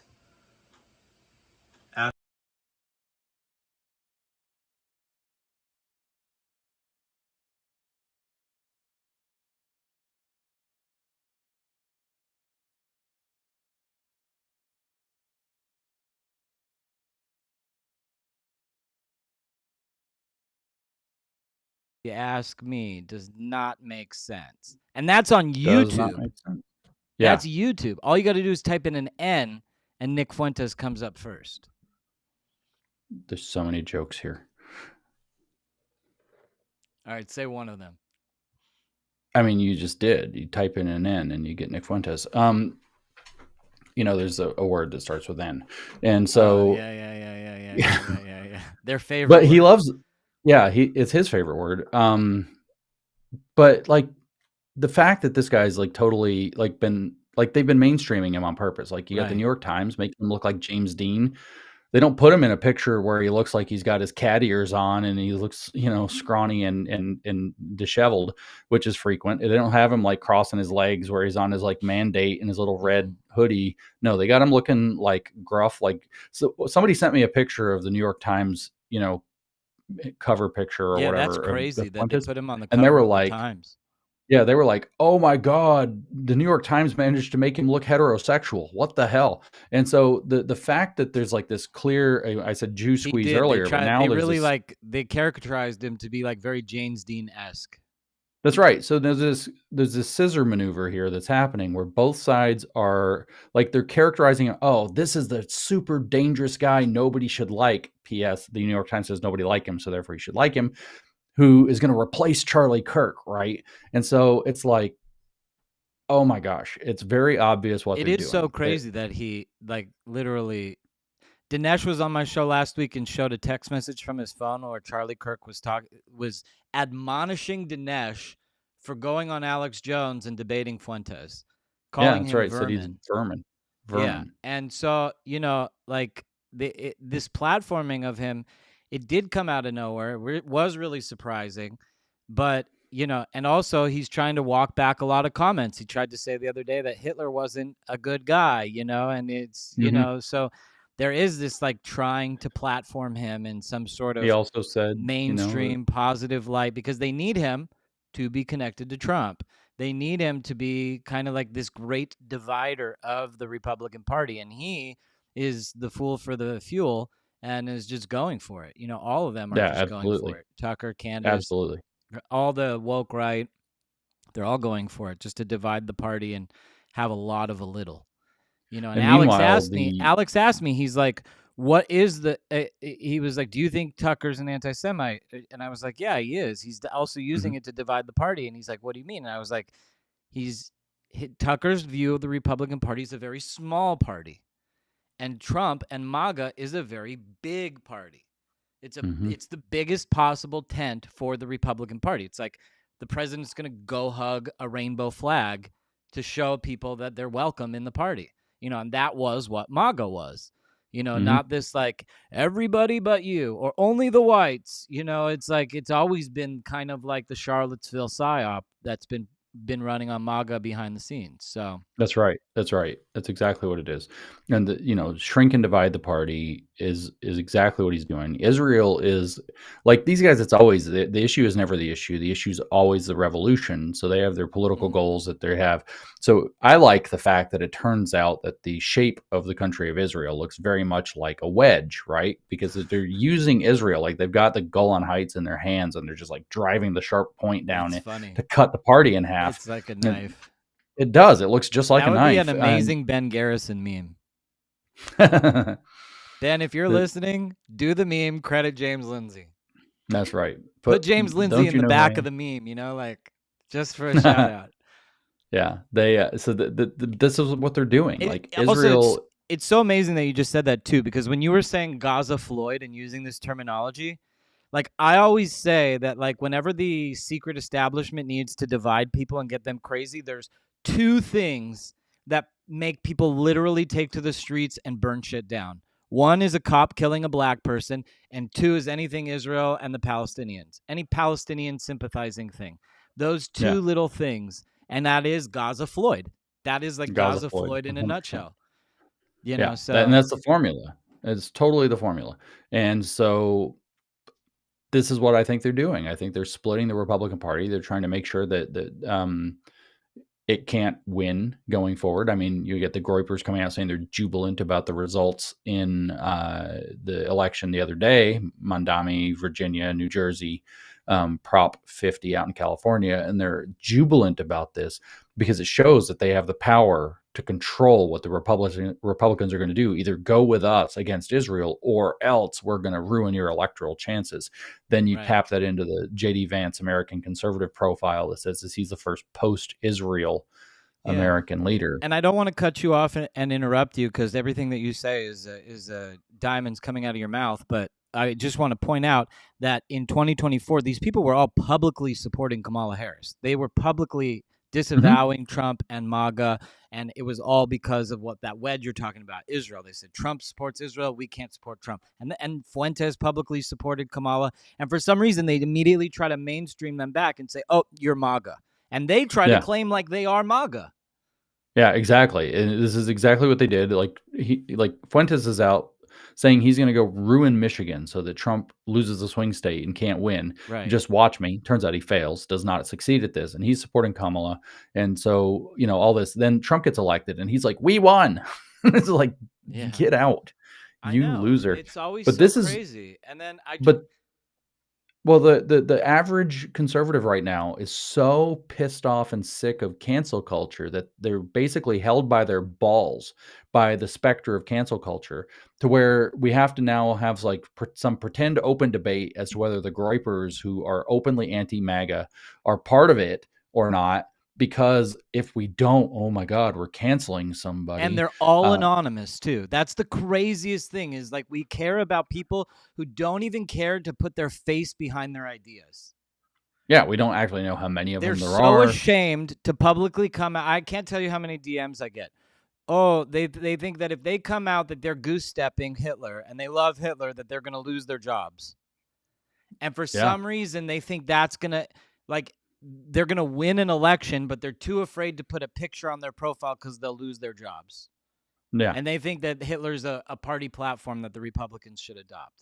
This, by the way, is another, in my opinion, one of the other points of this operation is to basically make a significant sector of the disaffected American young man, right, unemployable going forward, because they're not wrong if they put their faces what they're saying. Look at that guy Pine Sap that went and screamed at Mehdi Hassan on that Jubilee thing. He's like, I'm a fascist. All these people have been in my show. Sarah Stock, Pine Sap, they've all come through and sat where you're sitting. I think that there's an operation specifically to make as many young men into Pine Sap as possible, so they're angry and they break things and they damage the Republican Party's electoral chances and so on. But then they become a permanently disaffected class. Every permanently disaffected class becomes a Marxist eventually. And so I think there's just a funnel to get these people to where they outclass themselves, and now they have no options. I actually also think, and I think it's super important to understand, that the groypers are just another queer theory movement. Like, people don't understand queer theory. They think, oh, it's about lesbians. And it's like, it's not. Queer theory has very little. In fact, the definition of queer starts out with the 3 words, unlike gay identity. It has nothing to do with gay identity. What it has everything to do with is literally anybody. It says what queer means is anybody who is or feels marginalized because of their sexual practices. That's the literal definition.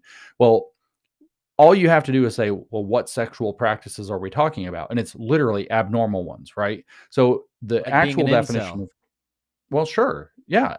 So the actual definition of queer is anyone who is or feels marginalized because of their abnormal beliefs or their transgressive practices.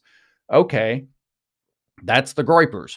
They have transgressive practices against norms of decency, norms of, professionalism, all the same stuff that the left is. They just aren't making it as directly about sex, although they frequently do. The incel thing, the rape thing, et cetera, et cetera. Yeah.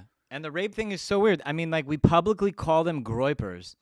If I'm not mistaken, maybe it's just an association to the way the word sounds, but it's like groping and groyping. No. It's like they're like touching you without your permission. It's like, yeah. In my head, like a groyper is somebody who like comes up to you and touches your private part when you're least expecting it. Like the word groyper, like the word groyper is like groping somebody. That's right. And so this is just a queer theory movement for right-wing disaffected, like, dude bros. And so the deal is, like, what do? They constantly transgress norms and boundaries. That's what the queer theorists do. What else do? They show up and ask impertinent questions to try to embarrass speakers. They call it groyping. They call that queering. a space in queer theory. It's the exact same thing where they would have these radicals show up. Remember when the radicals stormed the stage and like kicked Bernie Sanders out of the way, started screaming and he crazy just shit in the stood there like a microphone? little bitch.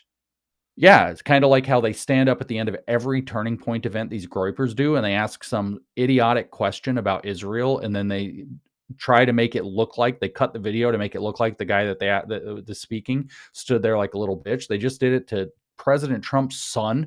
They did it to JD Vance. They did it to Vivek Ramaswamy. They did it to Glenn Beck. Glenn Beck is the most extreme one because they cut this video to make it look like Glenn Beck was an idiot. But Glenn Beck like totally gave a great answer, like totally great answer. The crowd erupted in a huge cheer. But when they cut the video, it was the groyper asking Glenn Beck a question, and like they caught like that quarter of a second hesitation where Glenn's kind of surprised he got asked a question like that, and then they cut it like he doesn't know how to answer. So these are the same tactics that the queer theory or the trans Tifa people used. They're always suggesting that they're going to be like post up with violence, just like the trans Tifa people. This is a queer theory movement using the kind of opposite direction stuff, but the exact same dynamic of let's inject ourselves, do a parody of normal society in order to deconstruct it and force the transgression of boundaries so that nothing matters anymore. That's what queer theory is all about. It doesn't matter how degenerate your sex life is. It's fine. You're queer. You're fly your freak flag, right? That's queer theory. Well, it doesn't matter how degenerate you are with your moral values, your sense of decency or whatever. That's the Groyper movement. Fly your flag. We're doing Groyper wars. It's a queer theory movement that isn't talking about LGBTQ except in terms of hate, but it's this exact same freaking movement. It's the exact same concept. And so this is a huge problem is like people understand like, oh, queer theory is really bad because it puts drag queens in front of kids and it's about freaky sexual stuff. But the point isn't drag queens in front of kids as freaky sexual stuff, except for the person involved, the groomer involved. The point is to have a transgression of normal boundaries. And the Groypers, their reason for existence is to transgress the boundaries of not just respectable, but like normal and healthy behavior in politics, and to drag people into that same dirty muck. Imagine, so like you get these people right now who are out like throwing their reputations on the altar to try to defend Tucker Carlson interviewing Nick Fuentes, right? These are the same people in concept as the people who are showing up with the drag queen, pushing their kid in front of the drag queen, or giving him a $5 bill to stick in the G-string. 100%. So like Megyn Kelly and so on, they're all cucking themselves Brett to Cooper a queer theory looks the movement. most pathetic. They all are so pathetic. And it's the same exact dynamic, but all of a sudden they're not wearing like, it's not like a drag queen dancing in front of kids. It's actually like young teenage boys being totally out of control and nobody knowing how to respond to it. And for reasons that are very mysterious, but I don't know how mysterious they are. There's suggestions now. It'll be interesting as this gets fact checked and we find out that part of the reason might actually be that we're seeing this behavior is that allegedly to go on Tucker Carlson's show, you have to sign a non-disparagement clause in the contract, the media release. So you're not allowed to talk bad about Tucker Carlson for the rest of your life, or you have legal troubles. If that's the case, we have at least something like an explanation for why literally nobody will criticize him who's ever talked to him. You know, and it's funny because Fuentes said the other day that like if you're against Tucker, you're against America first. And literally this guy was just against Tucker for like a year, like lambasting Tucker in every single live stream. And then he's basically comes out right after going on his podcast saying, okay, now you're not allowed to talk about Tucker anymore. And it's also because he expects like a level of obedience from his followers that is very cult-like. When you talk about the irresponsibility of platforming, platforming this type of movement, his inner circle is RKD for NJF, rape, kill, die for Nick J. Fuentes. They take a pledge. That's right. They take an oath to raise your right kill, hand and or die for Nick J. Fuentes. And he'll sit there on his stream and he'll be like, "Fuck you, give me money," and they give him money. It's very weird. It's very weird. Straight up abuser tactics. Yeah, it's like... and then everybody's like running to that. And the craziest thing, I said this in one of my posts, that think about like if Patrick Bet David, if Tucker Carlson, if Candace Owens, even if Tim Pool platformed, what's the guy from New Jersey, Citrielli, or what was his name? Chitterelli, yeah. If they platformed him instead of Fuentes, we might have had New Jersey. These were, Yeah. and that's one thing that I've come to learn about our side is our entire media apparatus serves no function in elections.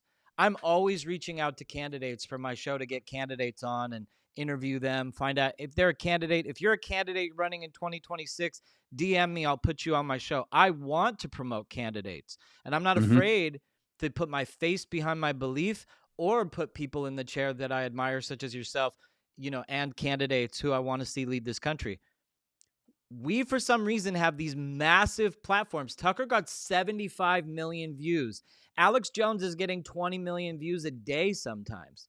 These are like massive platforms that can motivate campaigns in such a way that we've never even seen our elections work before for a fraction of the cost. And they're not doing it. They want to platform Fuentes and make Israel the biggest issue, and then blame it on the Jews why Mamdani won.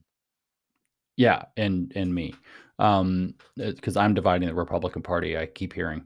So yeah, this is you're like you're touching the thing, right? I think a lot of our so-called influencers and podcast hosts on the Republican side of the aisle are not interested in winning anything for the Republicans. I think they're interested in controversy. They're interested in clicks. I think a lot of them, in fact, I'm strongly suspect, it's beyond think. I don't know, but I would be willing to bet in the vague general sense, not in the specific sense, that they're paid or derivative to being paid by untoward sources. And a lot of them are just willing idiots. A lot of them That's are right. like getting tooled by the system because they think that they're getting popular and they're cool because they're popular, and the system is tooling them, playing them. Which is so easy to astroturf online. It's so crazy easy to astroturf. You just unleash your like 30,000 character Pakistani bot army, and all of a sudden your numbers look awesome, and everybody else's numbers look really stupid, and you're like, wow, whatever crazy stupid thing I'm doing must be absolutely what the people want to hear. And then so many of them talk about it. All they care about is like momentum and riding the wave. This is the direction things are going. So it's just what we have to do. And it's like, conservatives are supposed to be people that have principles underneath. And I don't know where those are, but, media isn't exactly the most principled universe for people to play in. I just keep kind of like screaming at the sky. I'm the guy. No, lost the election. I'm like screaming at the sky, like, could you turn off some of these stupid shows sometime? Like, stop getting all of your information from like stupid shows. Like, do some other forms of understanding things. Like, I don't know, reading primary sources would be wildly cool if you tried that for yourself. But reading is hard. I understand. Zero people in Generation Zyklon can read. There's been a systemic attempt in the last 50 years to dumb down the American education system entirely, so that to put people in that binary perspective where they see everything as, would you rather do this or that? And they're like, neither, but people are forced in this cultural game of chicken to like choose a side in with these stupid binary options. Yeah, it's called an affordance trap in political warfare.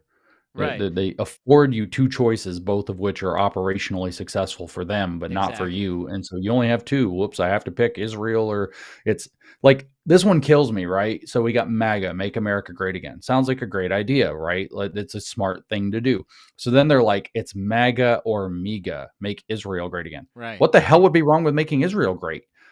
Nothing.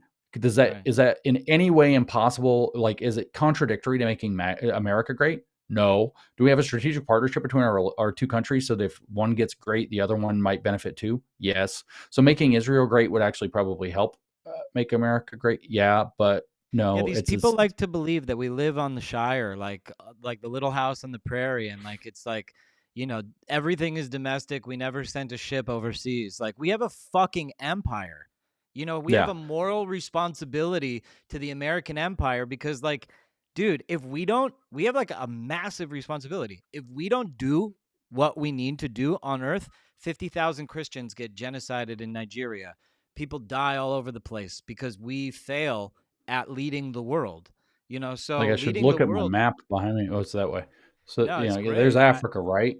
Like it's got that big glare on it, but there's Africa. Like there's that sub-Saharan That big crescent, glare is the right? part that nobody's allowed to look at because that's where the Christian genocide is going on right now. That's right. But do you like that's the crescent that is the frontier of the Iranian-backed Muslim advancing down the continent, right? So why are Christians getting murdered there? Well, because the crackpot Iranian regime is funding the living crap out of the Islamic jihadis there to move south and destroy Christians. But we're not supposed to talk about that. It's all, you can't blame that on Israel directly. Right. So, you know, the only way you can talk about a Muslim country doing something terrible is to say, well, that's because Israel bombed them and provoked them, or America bombed them and provoked them into doing something. And so it's actually Israel or America's fault. But the fact of the matter is, it's like, no, you know, I'm reading this book called Milestones right now. I don't know if you've heard of it, by Saeed Qutb. And it's, I don't know how to say Arabic names, so I probably said that wrong. It's Qutb, however you pronounce that. So anyway, this book is a book about, like, what is Islam about and jihad about? And it's not like from a defector trying to explain it. It's like, this is what Muslims need to do, written in 2000. This is what Muslims need to do now. This is why being Quranic is so important. This is what jihad is all about. And it's like, I'm reading and I'm like, holy crap, right? This is a whole mentality. There are almost 2 billion people who believe some version of this, not all of whom are obviously, you know, terrorist minded, but this guy wanted people to be terrorist minded to go do this. And so the fact is, it's not like America and Israel aren't even mentioned. It's not about like, oh, America went over and bombed Iraq, and so now they're pissed, and so now they're going to do like jihad on Nigeria or whatever. This isn't the strategy. So the thing is, you always hear this from these anti-Israel, these anti-Semite guys that are like, we can't even talk about what Israel's doing in the world. But that's not true. The fact of the matter is, not only is that true, they're profiting massively off of it, while what we can't actually discuss is anything that like the communist world or the Islamic world are doing that can't be directly blamed on the United States or Israel as like a backlash. And that's what's actually being covered up. And when you start noticing that that's what's going on the left and that's what's going on the radical right, you're like, maybe the people that are working behind the scenes and funding these kinds of operations against the American people control both arms of the scissors, because they have exactly the same goals in mind. They're cutting exactly the same thing, and they're talking and not talking about exactly the same stuff. You're talking about people behind the scenes. I want to just throw one out against the wall. I know you talked about him a lot, but what do you think Alexander Dugin's role is in all of this stuff? You know, it's very interesting because I don't know how influential the guy actually is, because he's such a freaking weirdo. He is 100% a darling of some of these crackpots on the woke right. Tucker, of course, interviewed him, which is bizarre. From what I hear from Russians, he's not that interesting of a character. This claim that the Tucker made, now that it's, you know, in the kind of revealed times that scales are off the eyes, everybody thought, oh, Tucker's so honest. Now we know Tucker lies all the freaking time. So Tucker said he's Putin's brain. Well, Tucker also said that Daryl Cooper is the most honest historian in America. So like, we can judge that kind of a thing. I don't think he's really Putin's brain, but he certainly is. I think that the goal is actually to inject Dugin's crackpot red fascism into the American right. And so they're using this mystique off of him being connected to Putin, and therefore, you know, the side that's not with Ukraine, which is connected to the Democrats. So therefore, let's pay attention to this guy. His idea of fourth political theory and multipolarity is coming into the American conservative radical right specifically. And I think it's operational. This guy, Aaron McIntyre, not his real name, pushes that all the time. He pushes Dugin's ideas all the time. He's interviewed Dugin a couple of times, or at least once, I think twice, but maybe just once. Tucker Carlson, like I said, elevated him. Steve Bannon got kicked out of the White House in Trump's first term. He goes immediately, meets with Dugin. So Dugin's some kind of a strategic mastermind. I don't think he's a friend to the West. He's one of the first people in the world outside of like me and some Twitter dorks to start using the term woke right. And he started calling for he called it the right woke. He's like, left woke does this.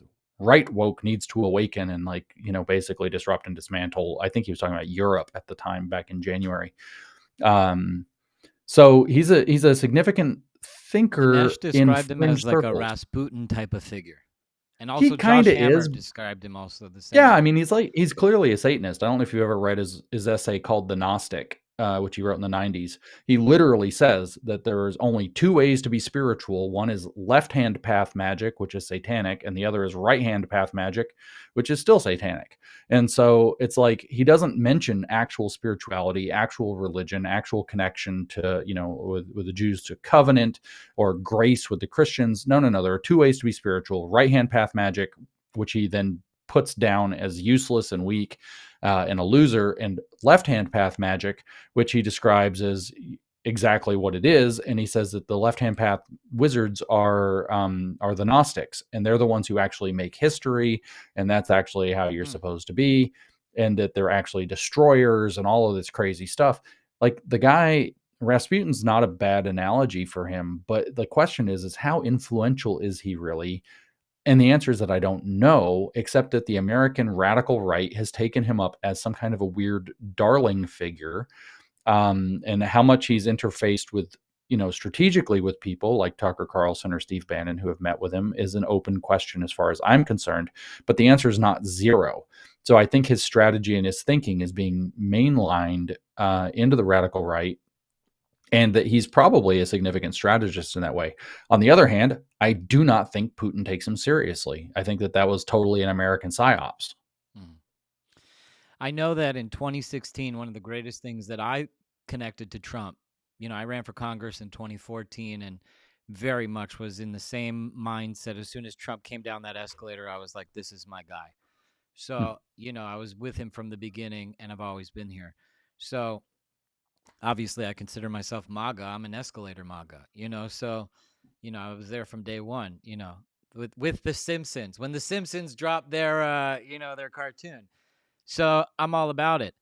In 2016, there was like this concerted effort to, kind of like label Trump as like Russian disinformation, and in the end, like there is like, there's this Rasputin-y figure, this, whatever his influence is, Alexander Dugin, he does seem to have the hearts and minds of a lot of the influencers. I know he talks about Candace Owens a lot being like one of the greatest thinkers of the generation and stuff That's like right. that. Aaron McIntyre too. He says that he hopes Aaron McIntyre is the model for basically the American right. And that's one of the things that I find so like fascinating about X is like like Elon Musk is such a liar. He pledges like this like broad like free speech absolutism, like he's some America first, but then like American accounts get suppressed on X and foreign accounts get botted. Like there's so many of these like massive accounts that are foreign accounts that literally they exist because of our First Amendment, but Americans aren't afforded the same First Amendment protections on X. Do you agree with that? I see it every day. I experience it all the time. So yeah, it's really clear. Have you I been don't know. censored or shadow banned or put in any? I think so. Yes, certainly have been at different times when you could actually trick Grok into checking that, but now you can't easily. Grok used to be able to check that out for you, and like then they figured out how to patch that, so Grok won't tell you anymore. And I don't know how to make it do it. I'm sure somebody's smart enough to hack it and figure it out, but the answer was yes. But I'll just say, I've got a lot of followers. I got 546,000 or whatever right now. But I've been sitting at 540 plus or minus 2 or 3 Please for a astroturf me, year and a James half. Lindsay. I love you, man. I try, but it's like I'm telling you, I have, and I'm getting like whatever he changed the other day. I got a bunch of messages that were saying Elon must have really changed something in the algorithm because for the first time in months, you're actually showing up in my feed. It's So crazy. a lot of people were telling me they hadn't been They seeing me. find me very dangerous. I'm a banned video talk show host at InfoWars Banned Video. That's how the show started before that. The show really started with Ben Stein. I was like his sidekick on The World According to Ben Stein. He wouldn't let me talk about crypto or weed. And so I was like, after I learned enough about podcasting, I started the Adam King Show. A few months in, I met Rob Dew. I got the channel at Banned Video. and I just like kind of injected myself into the InfoWars system and just spoke my mind. It was like Alex said on the show earlier in the week. He said, we believe in giving everyone a voice, even a Zionist. And he's at times when I was censored from everywhere, he was the only person that ever gave me a voice. And now I'm starting to get replatformed. I had to operate Awesome Jew in secrecy because the Adam King show was so heavily censored. They didn't know much about me at InfoWars before they gave me the channel. They were just looking for people who were willing to take a channel. And I got the vibe check. They saw I was like an escalator MAGA, and they were like, go through the door. And like it was an totally organic from God process. And in the movie The Matrix, where they talk about the systemic anomaly, it really was like a systemic anomaly because InfoWars is such a major stalwart of the media right. I mean, it's 20 million views a day. It's insane. And at that time, before Alex was allowed back on X, the numbers on banned video were astronomical. I mean, Alex getting platformed like destroyed banned video, because now people go to X to watch him instead of banned video, and the rest of the shows kind of got shafted. But whatever, it's all part of the mainstream psyop of bringing, controlling this right-wing narrative. But because I was in that, I really feel like I was afforded a lot of people were very interested in me. Like, who's this Jewish guy? Nick Fuentes was calling me his Mossad handler, almost platformed me himself. Like, I couldn't believe it when they were making memes about me. And I was just in my mind, I was just like, I used to be so intimidated to have big guests on the show. I was like, what do I say? Oh my God, so-and-so's coming on my show, blah, blah, blah. And now it's like I could sit with Donald Trump and have a great time, So we've really grown a lot. And then I had to start Awesome Jew because, I couldn't get anybody to, I had Roger Stone 4 times, the governor of Virginia, all these huge names, and nobody would tune in except for banned video. So I really pulled the wool over on X. Awesome Jew came out. I got other secret accounts too that I'm not telling people about, that one day they're going to be like, and Adam King is that guy too? Holy shit. So it's going to be, that's my psyop, that I'm running on everybody from my own position. But, it's a shame that I didn't get platformed to you and that you've never seen my account because, I got 200 million views already this year alone, so like, why not James Lindsay? Why not other people on my own side, like, who are pushing these agendas? The algorithm wants me to see like the worst of the worst all the time. The algorithm really wants me to engage with Evan Kilgore like nonstop. Like it's like constant, every single post from Evan Kilgore. It's like the number one. They really want to work it. I legit have to block people that I don't give a crap about one way or the other that haven't done anything. Like I just get so sick of seeing them in the algorithm that I'm fine. And then they say objectionable enough stuff. I'm just like, I don't want to see it. I just don't want to see this anymore. So just block the person. It's like, just get the hell out. Like I can't stand this. So the algorithm is definitely promoting like the algorithm's definitely, once it identifies that you're a political kind of person, at least it is definitely promoting the people who are probably the most likely to make you mad so that you like, right. So that you engage react constantly. to stuff. Well, I mean, Elon said that's what he actually wants. It also listens to your phone too. Like if I start talking about any influencer on my phone, like the phone will hear the name repetitively. If I say somebody's name, they're going to pop up on my feed nonstop. It happens all the time. I do it when my friends are over. It's like a party trick and everybody's amazed. Every single time I do it, it always happens. They use me so heavily, and people run out. I mean, David Duke chased me I was like, what?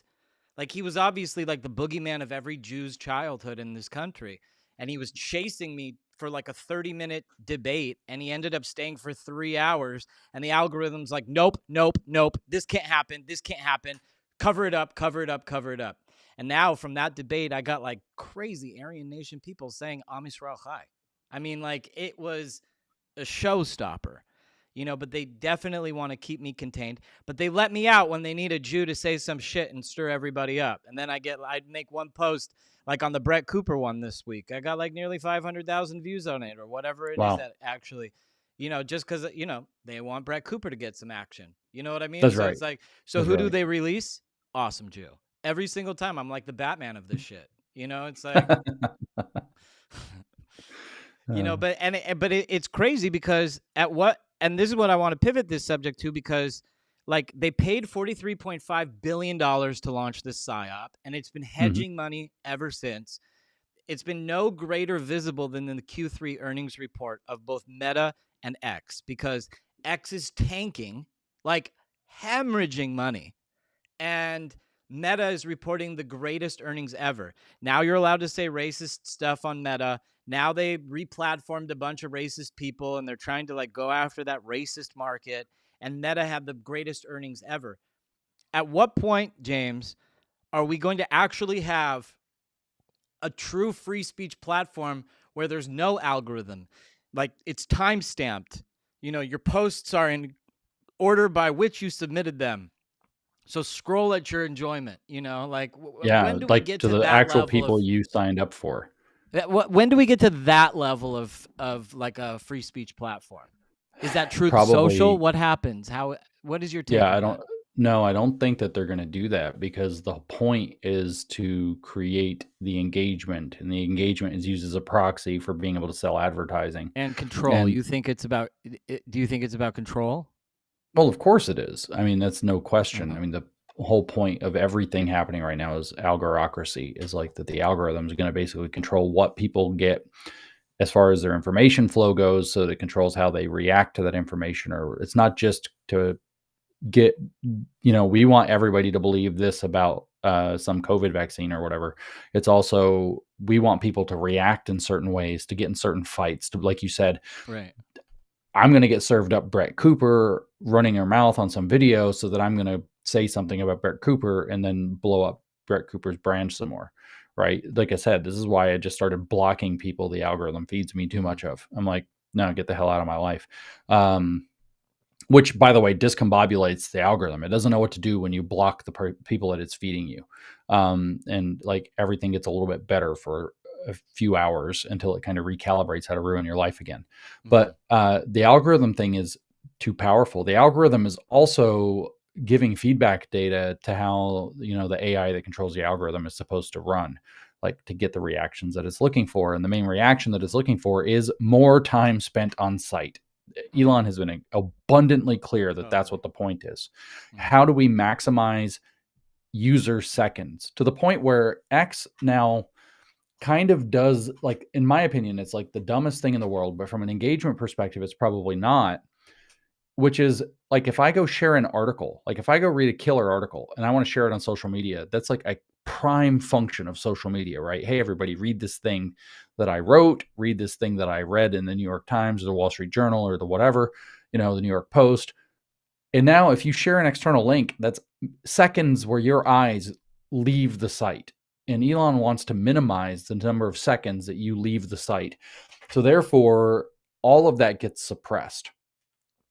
This is hard proof, in my opinion, that the goal is to keep you basically addicted to looking at the phone and the site. Nothing does that more.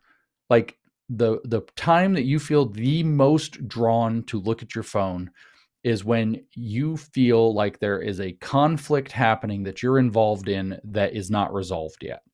And so the more it can generate that feeling in you, it could also be like, it's a different version of it. Like it could be somebody's like waiting for their girlfriend to text them or something, right? So you check your phone like every 5 minutes, like, she texted. But that's still, you have a conflict, which is that you have something, you're waiting for your phone to provide you an answer to something or a resolution to something. And so if you get in a fight with somebody and you smart off to somebody or whatever, and it kind of goes back and forth, you're like, did he say anything else? And you're like looking. Especially somebody famous. And so the whole algorithm is always going to be there, and it's always going to be tailored around maximizing that, because that's what maximizes engagement seconds. It's what makes it the hardest for you to put your phone down and go do something else, or decide your phone is boring and you have better things to do today. It's the easiest way to pull you out of something that you're legitimately working on for like your real job, to get you distracted and engaged in the phone instead. And so the algorithms are all not just geared to do that, but they're learning how to be better at being geared to do that. So we're not going to get this, like you said, I wish that X actually worked that way. That, you get on X And you're like, oh, here's like the last, like I follow 500 or whatever people, and here's like a 2 minutes ago, 4 minutes ago, 6 minutes ago. That's really all I want. There could be a whole separate domain where it's like most popular shit of the day in your circle or Right. whatever, which you could go check out if you felt like it. But But no, at I don't least think you we're have ever going to that get that. We're timestamped, never really going to get that timestamp basic algorithm, the the non-algorithm. non-algo. Yeah. We're not going to get it The list. because it's contrary to how these people keep you addicted to their site. I think this is part of why they've been letting the racism back on too. We've already seen that these idiots don't care about free speech. So that's not why they're letting racism on the site. They're letting racism on the site because they know people will fight over it. The craziest thing that part of what I said is not only that they spend all this money, like if you add up the hemorrhaging plus the 43.5 billion, and you wonder, like, are they like hemorrhaging this amount of money just to give Nick Fuentes a voice? Like, are they spending, psyops, man, obviously over 43 billion? Did they spend whatever the loss is now, $60 billion in order so that Nick Fuentes can have a voice? Is that like where X, if you summate X down to like the core of its accomplishments, like, is that the accomplishment? Because it does seem like it is the Nick Fuentes app. It does seem like it's the Jew hatred, the anti-Semitism app, the Central Intelligence Agency PSYOP app, whatever it is. Yeah. Did they spend this money just for this? I mean, or do they intend to run it as a business? I have no idea, but I have, not only does it feel that way, I have people that I'm friends with that are firmly convinced that that's exactly what's happening. Like that Elon is an agent of this project, and that's exactly what it was for. So I personally don't know. I know that the site has become increasingly toxic. I know that I enjoy my time on it far less than I used to. I don't look forward to getting engaged on it. I kind of hate it. So do you think Elon really controls his empire, or do you think he's just like some agent of some like subsidiary of the establishment that puts him makes him like this eccentric superstar hero, who could play Diablo all day and go to Mars? Well, I mean, I have no idea, but there's no way like the fact that he's running like 5 or 6 like cutting edge gigantic corporations plus playing Diablo all day doesn't really like compute to me. Like I know he's like kind of abnormal, but like that's like super duper abnormal. Right. So something strange is going on there. I don't generally trust Elon Musk, and I haven't. Of course, I know all the stuff about like his grandfather and the North American Technate and the Technocracy Party stuff. I understand that like you got Neuralink plus Starlink equals global network of, brains equals the noosphere of Teilhard de Chardin, and I'm not real geeked about that. I don't doubt that Elon knows that. He wears things like omega-shaped necklaces, and it's like, so while dressed up as Satan for Halloween or whatever, and it's like, I don't know what this guy's all about. All I know is that if we play the Christian game of judge them by their fruits, that X has basically flown into a pile of shit since he's tried to make it this like bastion of goodness. When did you ever see that interview where he brought his son? I think it was Hannity.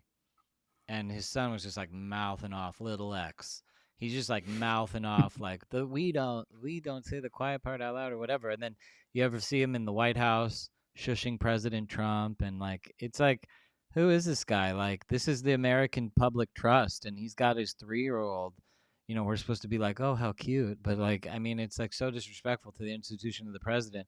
And then later he comes out and he's like, it was Epstein.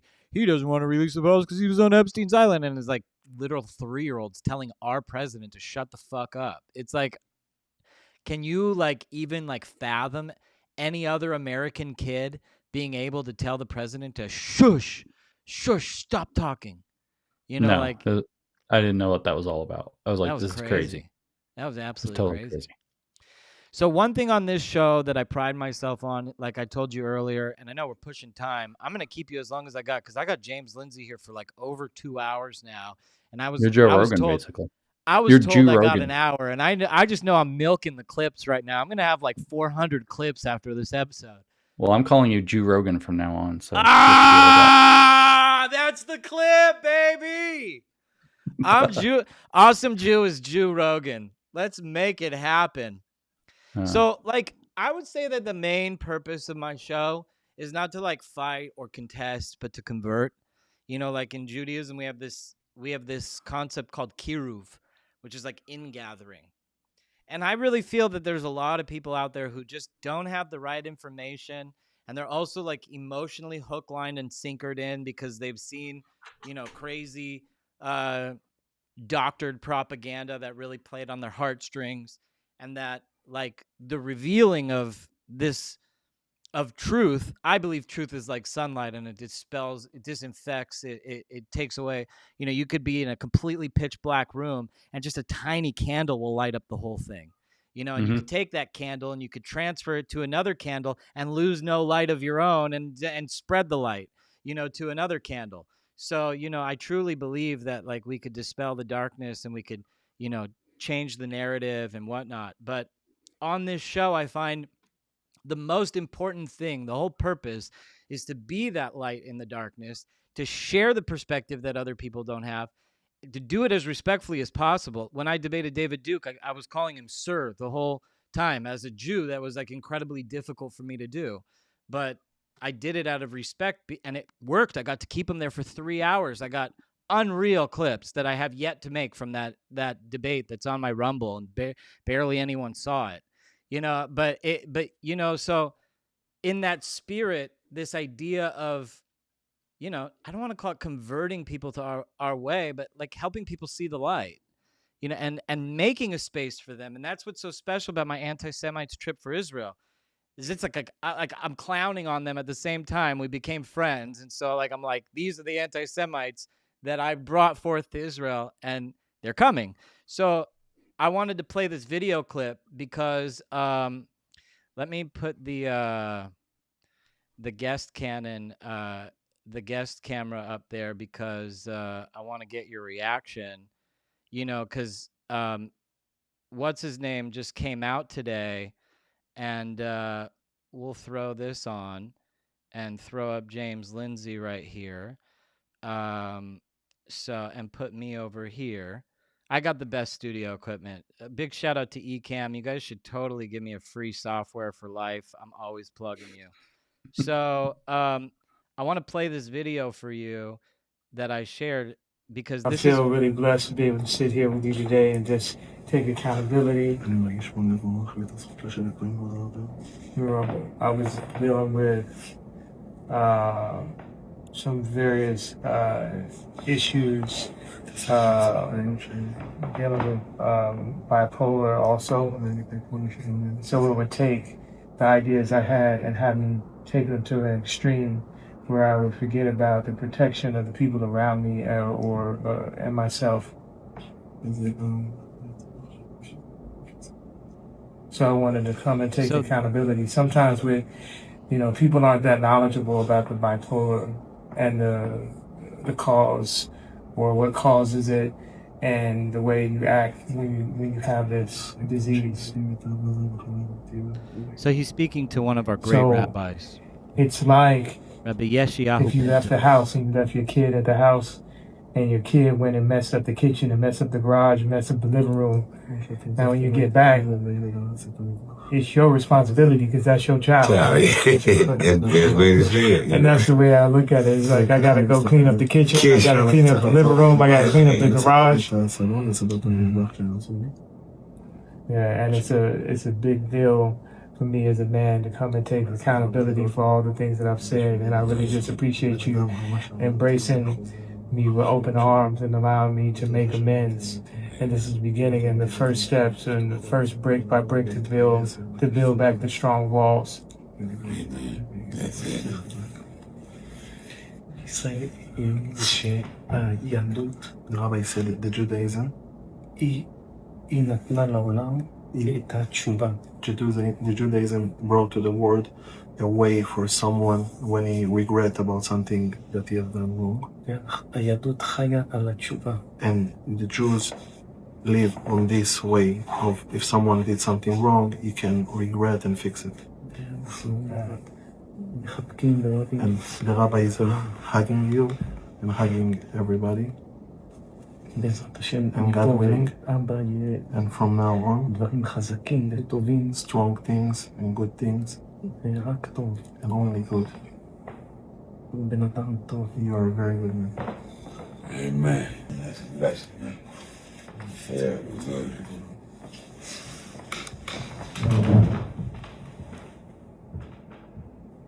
Wow.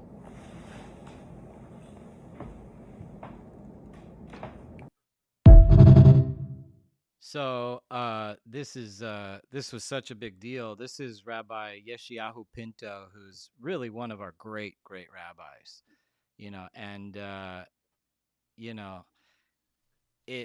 I must say to Kanye that Judaism is really about the repentance, not about the perfection, and so we have to create a platform by which people can walk back their viewpoints and come back to we're not going to win. We win by having stability again, by having understanding of each other again, by communicating with each other, by not taking such extreme and virulent positions against each other. What's your take on this clip with Kanye, and how do you see it kind of mending over to the woke right and all the people who followed him blindly off the cliff? Well, they'll probably just say he got the call, but because they're in a cult, and we got to hope that they can like see something and shake out. But my take is this is what I'm talking about. Like I go over there and I see it for myself. Like this is how it actually is. The propaganda could not possibly be further from reality. Like this is legit how it is. Like it's not this weird, scary place. It's not people who hate you because of who you are. Like when I was in Israel, I put some picture or whatever up of wherever I was. I think I was at the bottom of the Via Dolorosa. And somebody was like, I would like to see what would happen to you if you dared to walk around Jerusalem wearing a cross. And my reply was like, they would probably tell me to have a nice day and feed me. Right. It's like, they'd probably give me some freaking bread. Like there's a lot of food that ends up in your face in Israel. But it's like, this is what I'm talking about. Like the propaganda is so freaking far away from reality.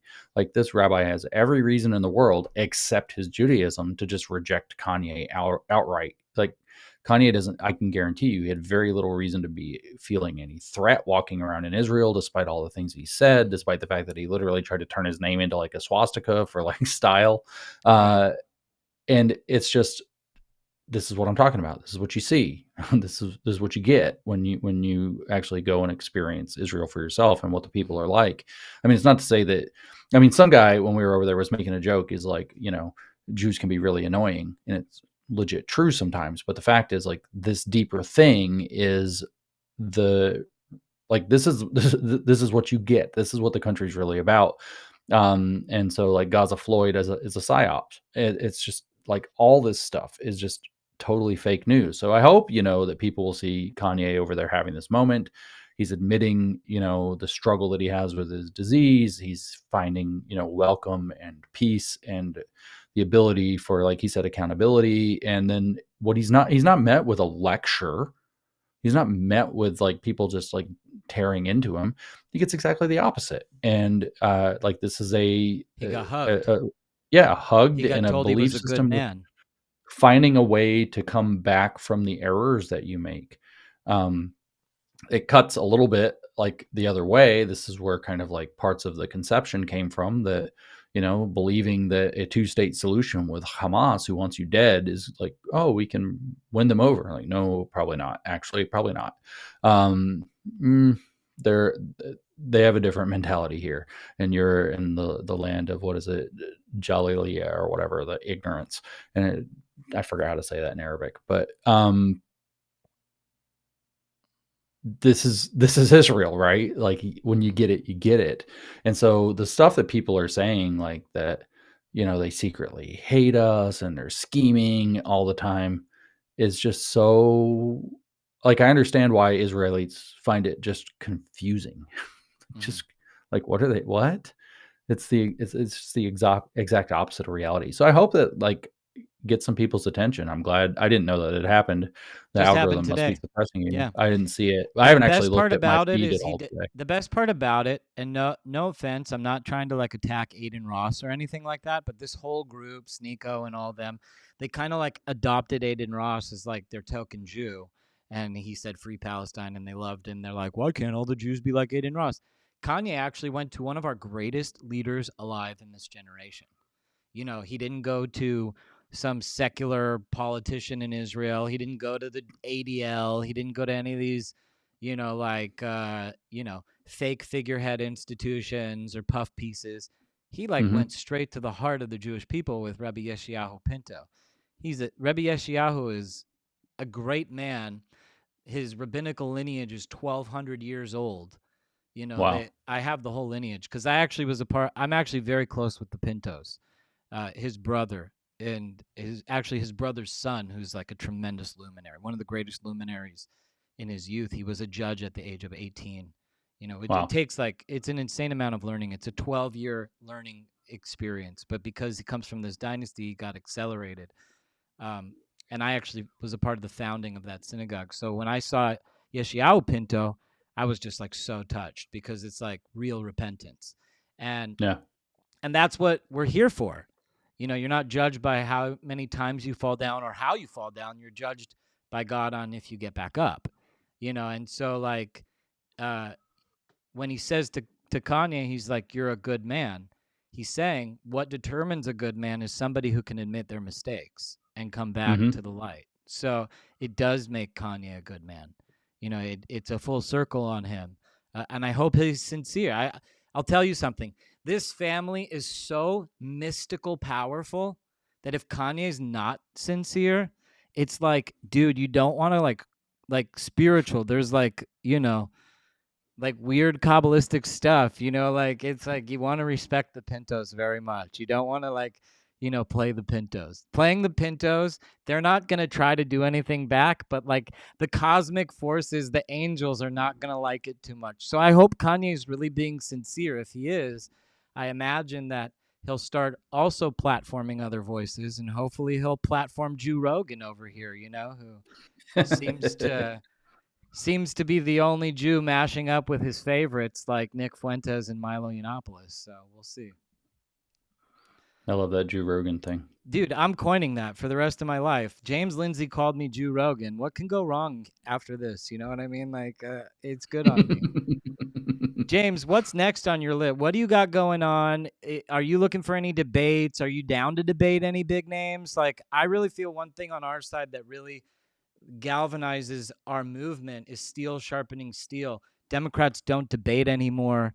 Right. I'd love to pitch debates for you. You're such a juggernaut, and you're so I smart. am a juggernaut. I am not a fan of debates. Debating is very specifically a skill of thinking directly on your feet, which is a thing, but it's not the only form of thinking. Like I find myself in a lot of conversations. I was in Israel, for example, and I'm having this meeting with somebody very important. And then, everybody's like asking him questions and I'm just sitting there listening. And then the one guy is like, do you have any questions, James? And I'm like, I think of my questions 2 days later. It's always how I am. It's like I take it in, I stew it over, and then I think about what I want to say. You could say it's like staircase wit, but it's actually I just know how I think. So debates, maybe they're not really my thing. I'm better in writing. I'm better at long form, but it's not impossible. I find that a lot of people debating is just people like kind of bitching back and forth at each other and looking for like gotcha facts. And that's not the best way to make, like you said, bring light into a situation. Mm-hmm. But that said, what's next is I'm finishing another book specifically about political warfare, trying to get that out there. I am apparently now that Tucker had Fuentes on and people were like, James Lindsay was right. Like everywhere, James Lindsay was right. I'm like I'm on the phone like 10 hours a day, every day, and then answering text messages like I've never had, or not in a long time, not since George Floyd actually died and everything went nuts. And I was like the only guy talking about CRT. Now everybody's like please talk to me and tell me what's going on. Like, no joke, I literally got off the phone with the office of a congressman immediately before we jumped on the stream. That's why we're doing it in the afternoon as late as we did. I had a call with a congressman who's like, what the hell's going on? And so keeping up with that current is kind of the main thing that I've got going on. But I'm trying to finish this book. I want to get the book out early next year about political warfare. I'm going to call the book How to Be an Anti-Leftist. The first draft is done. I've started the editing process, and then after that it's typeset and go. So that's the big project. It would be nice if the world didn't reset itself 8 times in 2 days, so that I have zero time to dedicate to things. But that's the primary stuff. I was telling this to my mother. My mother's always she's not political, and I was telling her they want you to constantly have to second guess what you already put in your box as being established for the rest of your life, so you could just focus on tennis or whatever's on TV. That's right. They want to upend your sense of stability over and over and over and over and over again. It's always the world's about to be nuked. Always, the flood is coming from global warming. It's always scare. And we got to overcome that. We got to overcome the media, so. Yeah. I might end up, since you brought up debates, I might end up having to do some finally, because the young people seem to only give a shit about debates. They don't care about I would exposition. encourage you to, because you are a genius and you're masterful with words and you're calm and collected. You're exactly the type of person that we need out there speaking and challenging directly, being on that front line. I think Dinesh also, phenomenal debater, unbridled potential. And the right likes debates. The more the left doesn't want to do them, the more the right does them. So I'm really looking forward to you stepping into the arena and taking on somebody and challenging their ideas and proving them wrong and changing them to the right side. So, yeah, well, maybe we can do that. I would love that. And also, if you ever want to collab on anything, I don't want to take any more of your time, but I do want to take all of your time. So you are welcome. I'm going to go stream as long as you're willing. I have 100 more topics I can bring up to you. A bunch of different. We didn't even get to cover Mamdani. We didn't even. Briefly we touched on it. I didn't even get to go into critical race theory with you, which is really your strong suit. Being the pill. Yeah, well. Is one question I always had for you, has the White House consulted you, or at that executive level, have they brought you in discussions on how to deal with the trans Tifa? Are you working with the administration? Are you open to working with the administration if you're not? I'm definitely open to it. I'm not currently working with the administration. Can't believe that they haven't even reached out to you. That boggles my mind. I worked with the Trump 1 administration near the very end because of the CRT stuff a little bit. And then, the trans Tifa thing was basically Biden administration, and they certainly weren't going to talk to me. And then Trump gets back in, and actually, I was helping Charlie Kirk, who was working with the ed transition team, basically come up with Department of Education strategy and policy ideas for what they could do. I actually sent Charlie a 30-page report about what I thought proper goals would be for the Department of Education. I don't know where that all went, but Secretary McMahon's doing whatever she's doing. So I have not been reached out to. I've been told basically, but I don't know if it's true, that I'm more or less boxed out because Vance's team convinced the gatekeepers, the handlers, that I am anti whatever the right wing is doing, anti New Right agenda, anti NatCon. And I am anti NatCon, so that's true enough as far as it goes, but I don't know why that gets me precluded here. But this, like I said, all of a sudden, some weird things are happening. A lot of people are calling very quickly now, now that we're no longer in denial about the woke right. Nobody wanted to talk to me when I was talking about the woke right, and nobody else was. And now all of a sudden, the denial space has broken open, and it's literally a problem that I can't address all the things that I'm getting all the time as fast as they're coming in now. So that might change, actually, now. I hope so. Definitely open to it. We'll see what happens. But since you brought up Mamdani, I think there's only one story with this guy. He's going to fuck up New York. Let's just be very clear. Did you see what Eric Adams said today? No, what did he say? I've been on the phone literally all day. I haven't seen anything. He's like, he released a video today. He's like, I could play it if you want to see it, but he's basically like, I gave you guys a great city, don't fuck it up. And he said, don't fuck it up. He dropped an Oh yeah, F-bomb. they're totally Oh gonna, yeah. because Did like you? Mamdani The already put out craziest that thing thing was how about they like did the takia immediately after winning. They did the takia in Times Square. Like now, yep. and all the Muslim influencers are out there saying now we're going to convert everybody forcefully in New York City. It's like that's crazy. Yeah. So And then to just overlay that with the day after tomorrow, Barack Obama's movie. You know, it's like very eerie similarities. When I thought that movie, when that came out, it was like they were never going to let Trump get back into power or anything like that. And that was clearly like they're like, you know how they're always dropping in the movies in Hollywood what they're going to do next or something like that, like Utopia with the COVID vaccines and all that stuff. Yeah. You know, when Barack's movie came out, I was like, holy shit, that's what they're going to do. And now when I see Mamdani taking over New York and the movie was in New York and the Muslims and the Chinese and everything, you're like, maybe that's what's coming in 2026. Maybe that's what we have to look forward to as their grand distraction from the midterms or the 2028. What? Yeah. Well, did you see that movie, the Obama movie? No, I don't watch. I watch like no movies. So that was crazy. What I'll tell you is that he's going to stack the deck as hard as he can. And that's like the main story. Like what he can actually accomplish and not accomplish, I don't know. I know that some of the Democratic Party is very nervous about this. I think he's kind of too, like, they're nervous about the DSA kind of taking over. And he's going to cram as many radicals, both DSA and Islamic radicals, into as many city and state positions as he possibly can. He already put out the announcement that they're hiring, that they're going to get as many people as they can. And he's going to cram these radicals into positions that are basically impossible to get them out of. So even if like his administration's kind of a dud and like it doesn't really accomplish much, like he's going to create problems that New York's going to be dealing with for 40 or 50 years, like no doubt. And like that's virtually unstoppable at this point.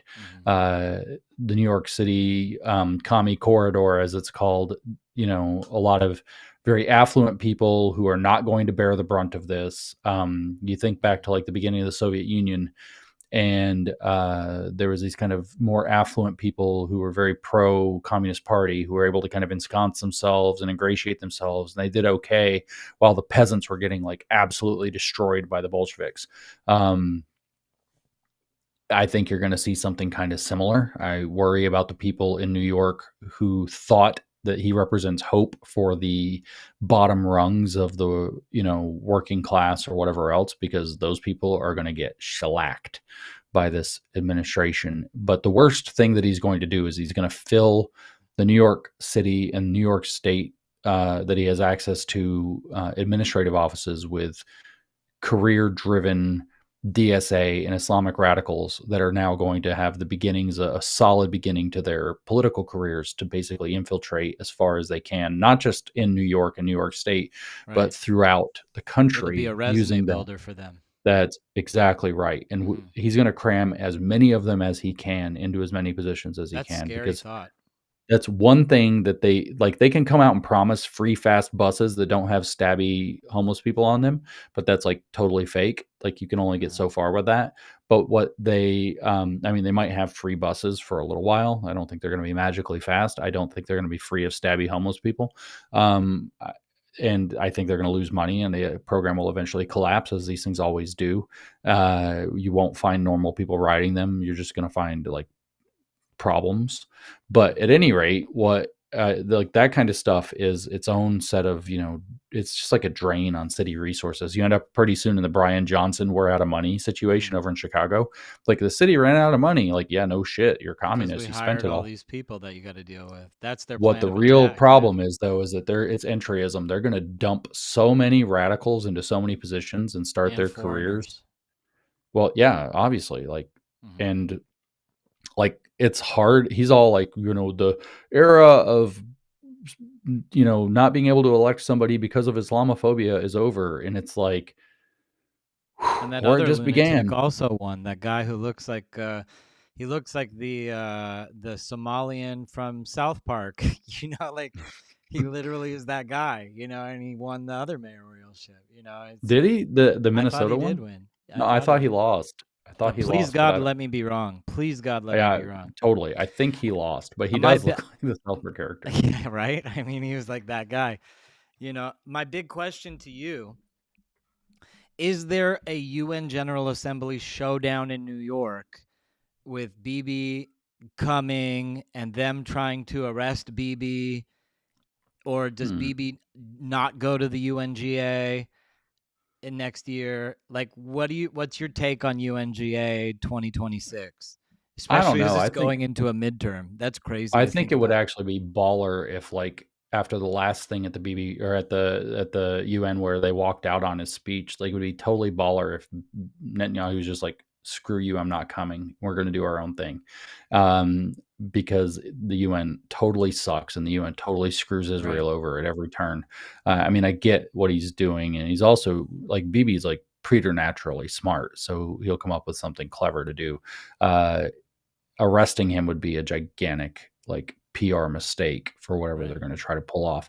But it would be awesome, in my opinion, if he just like didn't do it and was like did the very Israeli thing of, well, we're going to deal with our own problems and we don't need you. So that would be, I think, maybe the best case scenario. But I would be pretty surprised if they try to arrest him over, these. It would be essentially like an act of war. Like you know how like kind of Josh Shapiro was writing on the bombs that were going to Ukraine, like signing them, we support, killing all these people, like blah, blah, blah. Like the other side sees that as like an act of war, that like the biggest city economy in the entire United States just took our head of state and is not giving them back. Like that is a very, very dangerous. That's like nuclear. That's apocalypse. A hugely dangerous situation. I mean, Israel has 400 nuclear missiles. It's kind of crazy. When all the people walked out, they wouldn't do that to Kim Jong-un, and he only has 80. Right. When all the guys walked out on him at the previous UN thing, Hamas was like, "That's what we wanted. Yeah, that's what we're looking for." To my point about Gaza Floyd, by the way. So hopefully my take can be that we bring a lot of light and clarity to the situation before 26. Actually, my ideal take would be that we reach President Trump. I hope he's listening to Joe Rogan today. And we get to President Trump to just cut the UN out anyway. Like America doesn't have anything to do with the UN anymore. And then Netanyahu can say, neither do we. Let it go turn into a cesspool with no money. That'd be great. Or let the Chinese fund it, actually, is what will happen, and everybody will know it's just an extension of the CCP, and that would be a great outcome.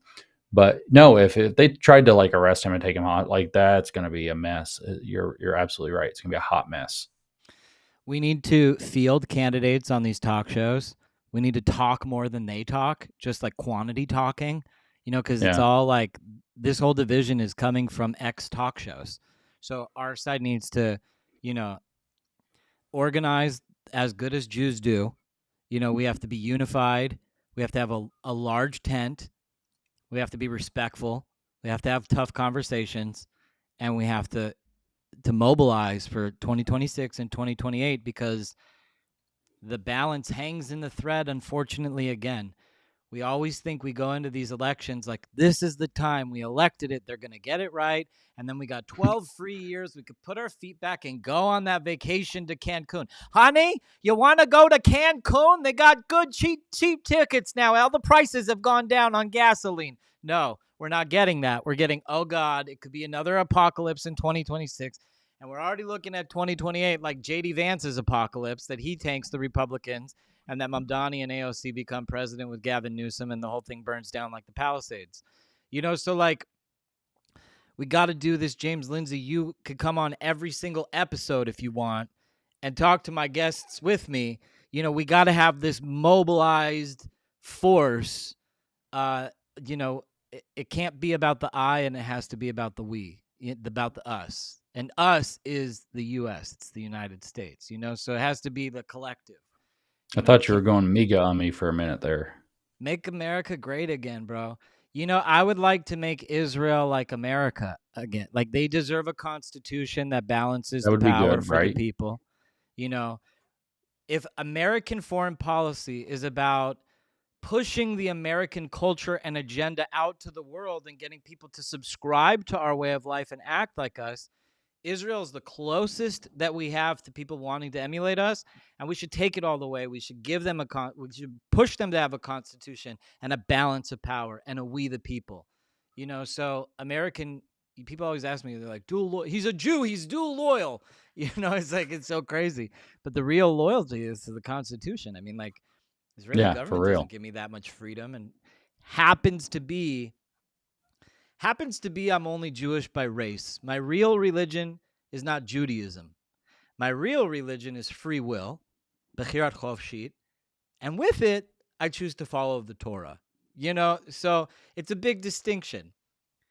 That actually is a big distinction. If the system is granting me more freedom, it's more aligned with my faith. If the system is granting me less freedom, especially freedom to practice the Torah, it's counterintuitive to my faith. My faith thrives when people are allowed to be atheists, when they're allowed to be anything. Because then it's like really proof that God allowed us to choose whatever we want in this world, whether you want this or that. And so that's truly what I believe and what I think. So when it comes to the dual loyalty thing, they love to pound me on this because I'm a Jew and whatever.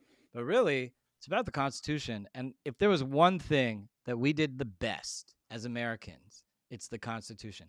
And every country should have a copy paste of our rights. I'm with you on how great the Constitution is and how it would be great for Israelis to have something that secures individual liberty and et cetera, et cetera. And I also agree with you about the religious point that you made, that religious liberty allows people to choose whether they want to be righteous or not, whether they want to, in the Christian context, accept grace or not. And it therefore is the vehicle to a deeper and more profound faith. A lot of people in the kind of woke right bring up that famous quote. They're very nervous, like, oh, if you let people, have whatever religion or whatever beliefs, and they're not going to be religious enough. They're not going to be virtuous. They're not going to have good values. And so they quote John Adams and they say, like, well, John Adams said, that a constitution was written for a moral and a religious people and is wholly inadequate to the governance of any other. And, well, maybe that's true. Maybe it is written that way. That it presupposes a pursuit of righteousness among the people to a degree. I look back at the 18th century and early 19th century, and it's not particularly like this paragon of virtue in the world, however. So I think there's some mystical thinking about, mythological thinking about what America was like on the ground at the time. But the funny thing is, the people that invoke this don't seem to know very much about John Adams' religious beliefs or his views about different religious beliefs. They don't know, for example, that John Adams was a Congregationalist and eventually a Unitarian. So he denied the divinity of Jesus, and I love the Unitarians. I think that the Unitarians are so compatible with Judaism. Yeah, you're going to get yourself in trouble with the Christian nationalists now. So he was this, and he denies the divinity of Christ. And this is a complicated thing for a Christian, especially from these like woke right Christian dude bros. And so he also has this belief, like it's articulated, how valuable he thinks that the Jewish contribution to the United States is at the founding, even though you're small in number, all the great sacrifices and all the values it brings. But then he goes on this like crazy rant about how he doesn't think that Catholics are compatible with liberty at all, and he's not sure if they fit in the American experiment. That's so crazy, because if you actually listen to Nick Fuentes, his whole show is about upending the U.S. Constitution and turning America into a Catholic monarchy. Yeah, so he's like kind of exactly what John Adams warned about, the same guy who said that you need a moral and religious people in order to operate under this Constitution. So it's like these people need some light brought to their lives. They need to understand, and they need to understand the value of religious liberty. It's like I was having this conversation the other day, and maybe this is about the last thing I'll say because you're Jewish, you'll understand. I need to eat at some point. I was going to invite you for Shabbos because we got Shabbos tomorrow, man. We could continue the conversation without cameras. Yeah, for sure. It'd be fun. But so I was having this conversation the other day with somebody, and he's like, this is a couple of Christian guys, and they were like, God liberated the Jews from bondage in Egypt, right? And the question is like, for what, and all this stuff. And it's like, well, it's really clear that it wasn't like for this, like, it wasn't liberty for the sake of just being free, right? The point was, with the Exodus, like almost right after that in the story, you end up having the 10 Commandments coming down, and then you go forward through the rest of the story, you get all the rest of the Jewish laws brought to the people. And it was like, you were actually liberated from, and people, or that's a story of humanity, to build civilization is liberated from bondage such that it gets to choose to be righteous and thus build a thriving and prosperous society. And so God's like, look, here's some miracles. You should believe in me and trust in me. Here's a whole bunch of laws. If you keep these, things will go well. And then if you don't, like, it's not going to work out. And tough shit, guys, your choice, that's right there, your choice. Right. And the whole of the Hebrew Bible is sort of this story. The Tanakh is this whole story of, like, sometimes you get it, usually you, in the stories you don't, and some prophet comes along and is like, better get with the program, or something really bad is going to happen, which usually results in something really bad happening, and people saying, oh my God, the prophet was right. Sometimes there's like a straightening out, and it's like this miracle story. But the whole thing is like, you get to choose. The Pharaoh forced you to live a certain way. Now you have the harder job of choosing, but because you're choosing, the thing that you're going to be able to build is so much greater. The life that you're going to be able to have. And so getting this idea, like, that religious liberty, or liberty in general, is not this invitation. You can go be a degenerate libertine if you want, but life's probably not going to work out for you. Right. But here's a lot of guidance that you can live with. The Bible, even if you're a Christian, you got the whole Bible, the New Testament, Old Testament, not just what they call the Old Testament. You got this whole set of guidelines, this whole view of the world, and you get to choose. Do you want to do this or not?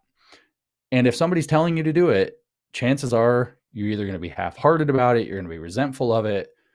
And like you said, you're not going to deepen your faith. You're not going to reach into those deeper places where the true creativity and energy comes out. And you're going to miss part of the story because you're just doing what you're supposed to do. And imagine, like, we all know the story of the rebellious kid who goes off and becomes like a troublemaking atheist or whatever. This is the story of Mamdani, actually. I just talked to people in New York about it, where they're so tired of the way their parents brought them up that they're going to rebel and do the opposite thing, right? Religious liberty means, no, well, look, you get to choose. You're not being forced to be a certain way. You're not being forced to believe or act or practice. So a lot of these people that are like, I even heard like one of the kind of like election interviews where they had the microphone in front of some guy's face at one of the, watch parties or whatever. I think it was a Mamdani one. And it was like, why did you want to vote for Mamdani? And it was like, because our parents are these MAGA people and all this blah, blah, blah. And we wanted to adopt a label like democratic socialist that throws it in their face. Mm-hmm. And it's like, well, there you go, right? Like, when people feel like they're forced into a certain way of belief, you're going to get the next generation rebelling against that sense of force. And then you're going to get people believing stuff like that Mamdani's going to make free buses that work, and it's like going to be great or whatever, or that democratic socialism means what they have in Sweden instead of what they had in Soviet Union.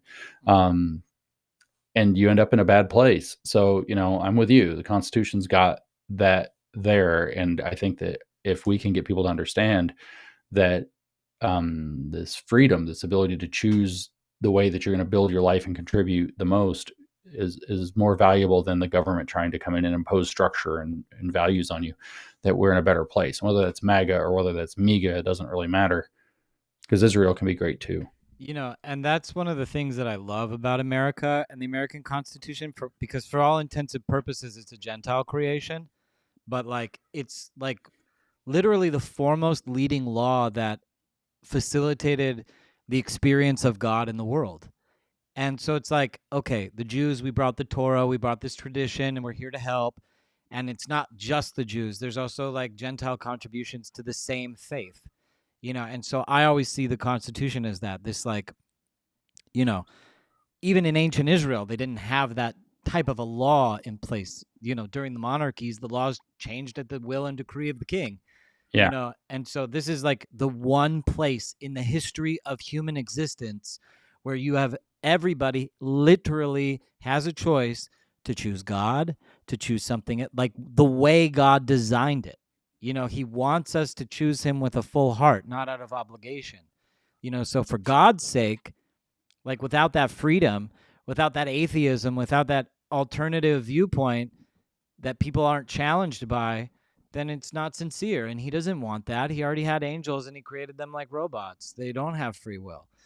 So the litmus test of creation is free will.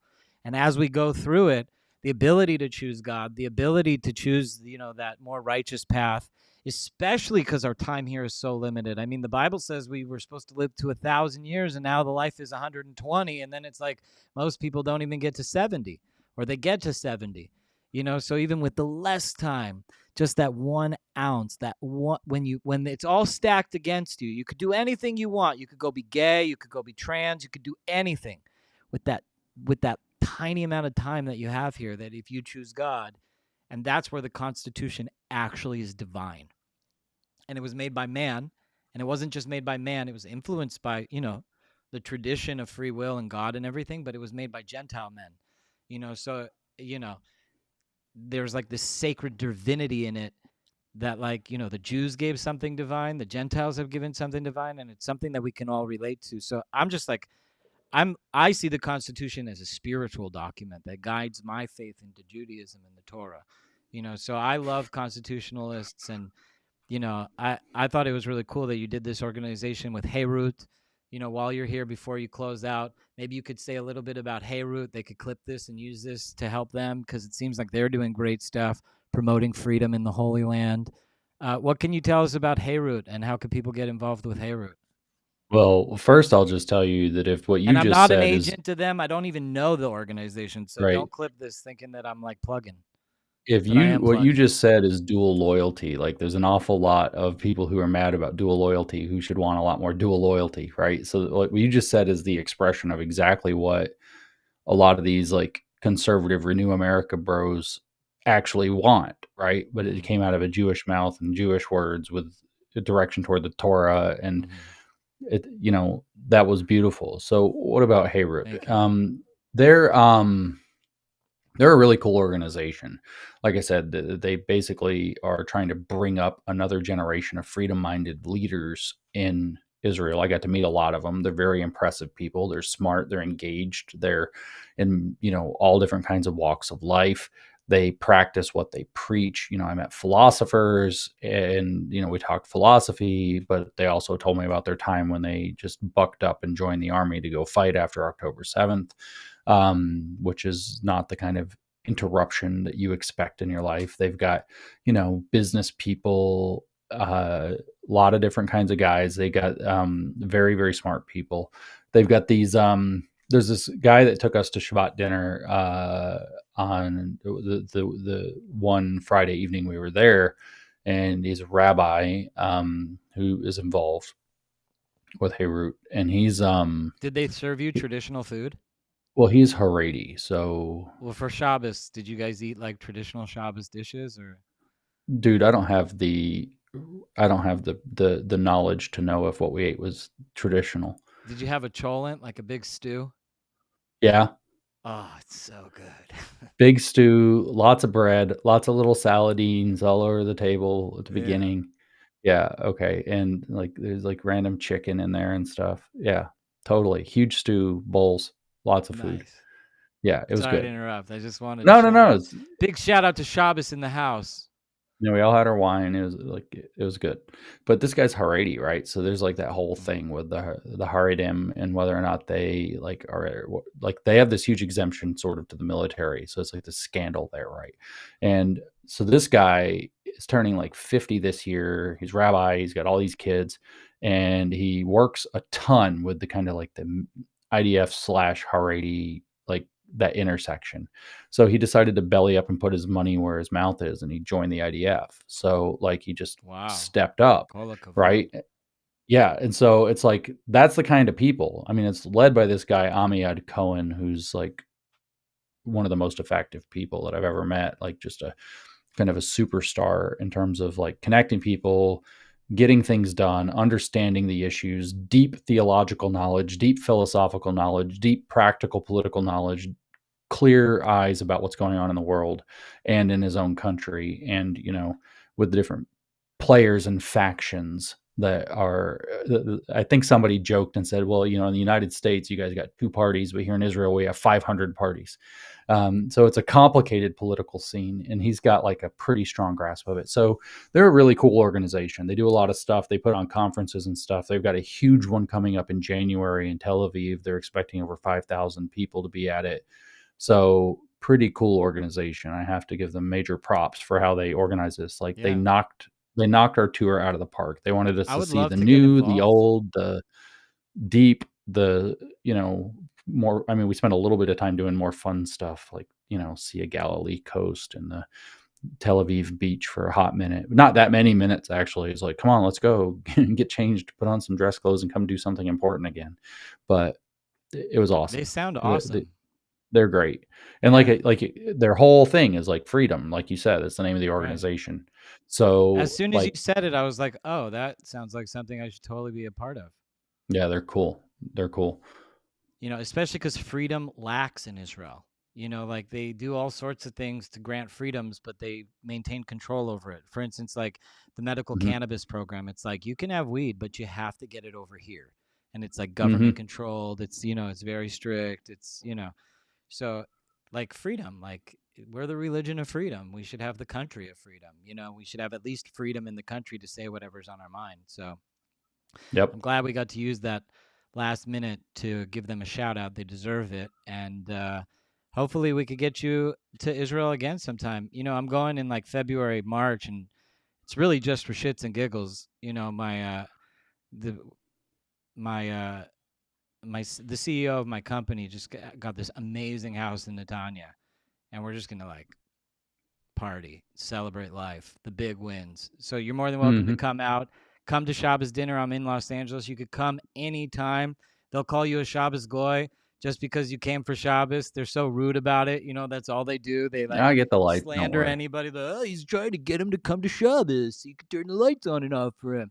It's like so tacky and so taboo. But really, I want to feed you and I want to bring you closer, man. You're amazing. So where are you? You're in East Tennessee. You're in Tennessee. So next time you're in California, you're coming for Shabbos. I got to say. Yeah, that'd be great. And thank you so much, James. I can't believe I got you for over 3 hours. Like, what is going on? I got the title of Jew Rogan now from the James Lindsay. This might be the best podcast I've ever had.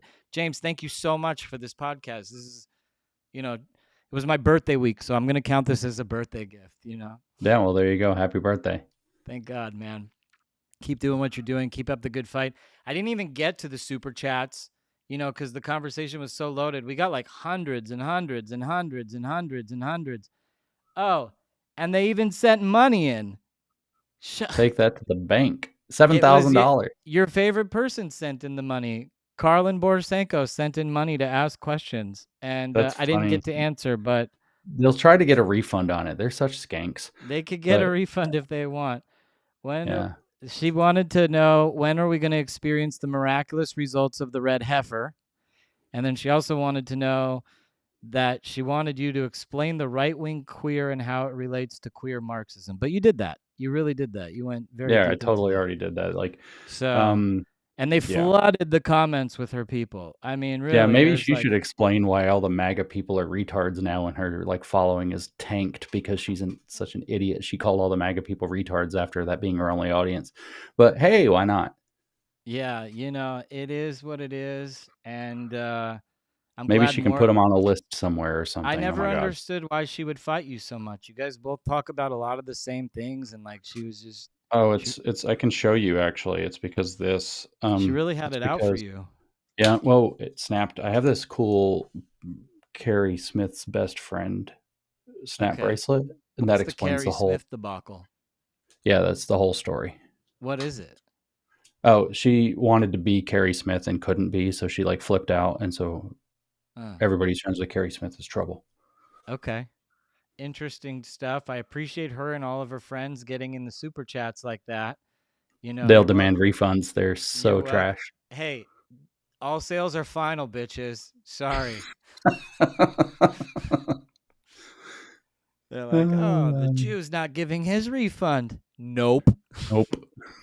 $7,000. It's $15. Thank you for this coffee, which I paid for myself. Now, That's right. Carlin, this is the coffee from Carlin. You know, I have a great coffee shop here in town, but it's a very expensive coffee. Thank you guys all for tuning in to the show. Thank you, James, again for giving us time.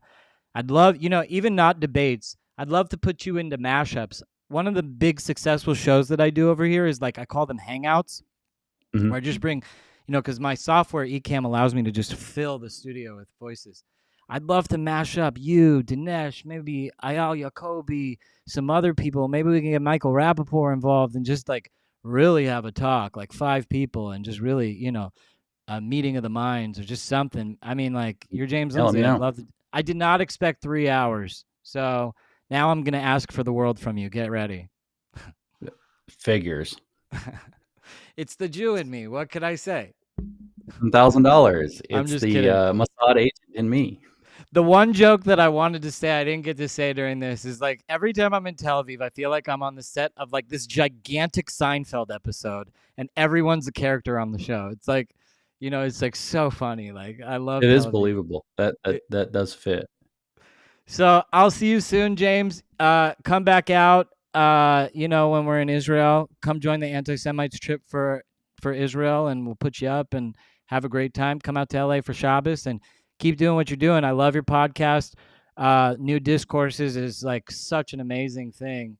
I wish there'd be more video than just the audios, because I like having the audio, and I also like tuning in and seeing the video too. But I love it when you throw up graphics and whatnot. And if you need a production team, we got a sick production team. I'd help you with anything. So God bless All right. you. Thanks for your part in the info war. And I'll see you out there on the battlefield of Twitter. Yeah, I'm Israel Chai. I'm Israel Chai, brother. Thank you. Yeah. God bless. Now take it easy. Well, guys, you had him right there. The one and only James Lindsay. And we just successfully completed a 3-hour show with James Lindsay. Folks, we're moving the Overton window here. Ha! We're moving it big time. We got big shows coming up. We got Shabbos Kestenbaum. Big shout out to Shabbos. We're going to go do the city studio so we could do some in-persons. We're supposed to have Shael Ben Ephraim. I'm supposed to go back to Vegas. I'm supposed to debate the leader of the Black Hebrew Israelites, moderated by Jake Shields. That's going to be exciting. The content doesn't stop. And at some point in the near future, I'm getting to clip making. So if you're tuning into the show, if you want to be a clip maker associated with the show, we are hiring some clip makers. Reach out, get involved. Of course, the people who are going to we want volunteers. Everybody at the Adam King Show is volunteer. My producer, God bless his soul, probably one of the greatest people I've met on this journey, volunteer. The clip makers, volunteers. Associate producer, Rock Breath, volunteer. Jason Hunter, associate producer, volunteer. They're all volunteers. They all been here from the beginning. And God bless you all for showing up time after time. Time after time. Da, da, da, da, da, da. I'm going to play us out with a great song here. We're going to pull up Spotify, and I'm going to end this. I guess I don't have Spotify anymore. Where did my Spotify go? I've been having this weird thing where things on my computer kind of like delete themselves all of a sudden. So I lost like a bunch of videos. Spotify is now missing from my computer. Don't know what, but let's see if we could get it on the web browser. Here we go. Sign up for free, download the app. Okay, log in. This is weird. But thank God my login credentials are there. So I can actually get my song going. And there we go. Boom, boom, boom. Boom, boom, boom. And we're logged in. And now we can play the song and end the show. Is this the one? I don't know. No, this isn't the one. Okay, we're going to go back. בקרוב תזרח השמש, נדע ימים. We'll play the Ayal Golan. We're going to play Ayal Golan, folks. And I'm going to stand up, too. בקרוב תזרח השמש, נדע ימים יפים מאלה. הלב נלחם בדאגות. כולם יחזרו הביתה, נחכה להם למטה. הלוואי נדע בשורות טובות. כי עם הנצח לעולם לא מפחד, אפילו כשקשה לראות. Carlin Borisenko's really pissed at כולם me. ביחד, אף אחד פה לא בודד, שישרפו המלחמות. Sorry. עם ישראל חי, אם לא נשכח תמיד להיות מאוחדים. Tried my best to get to עם those super ישראל chats, but I couldn't. And I want you all to know, folks, that like we're gonna continue doing all these controversial shows, getting the biggest names.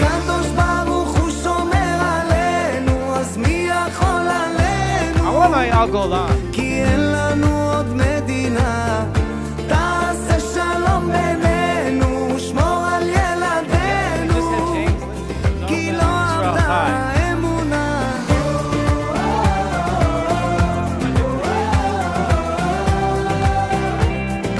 עם ישראל חי. No, but for real though, we are the Jewish people. Big shout out to my tribe.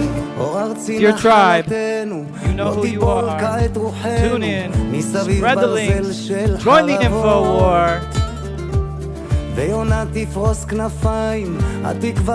If anybody wants to be with me when I go to Israel in the next few months, please DM, join the tour.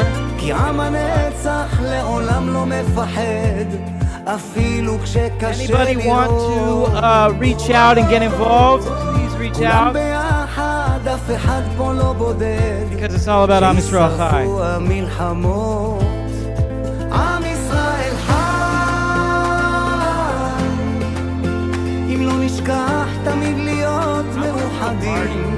Let's get an awesome Jew party going on.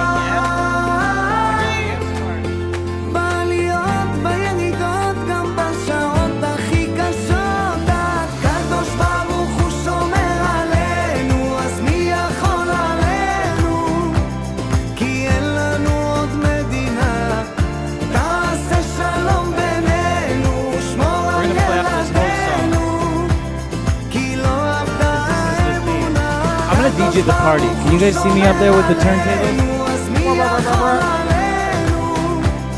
We're gonna do it. Big party in LA. DM me if you want an invite. I got a man here too. Be sick and make Korea too.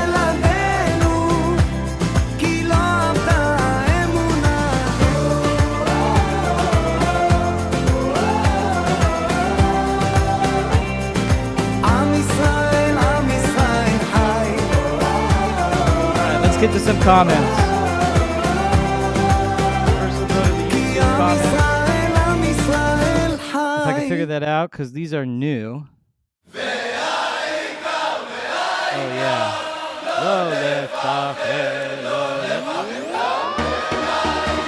All right.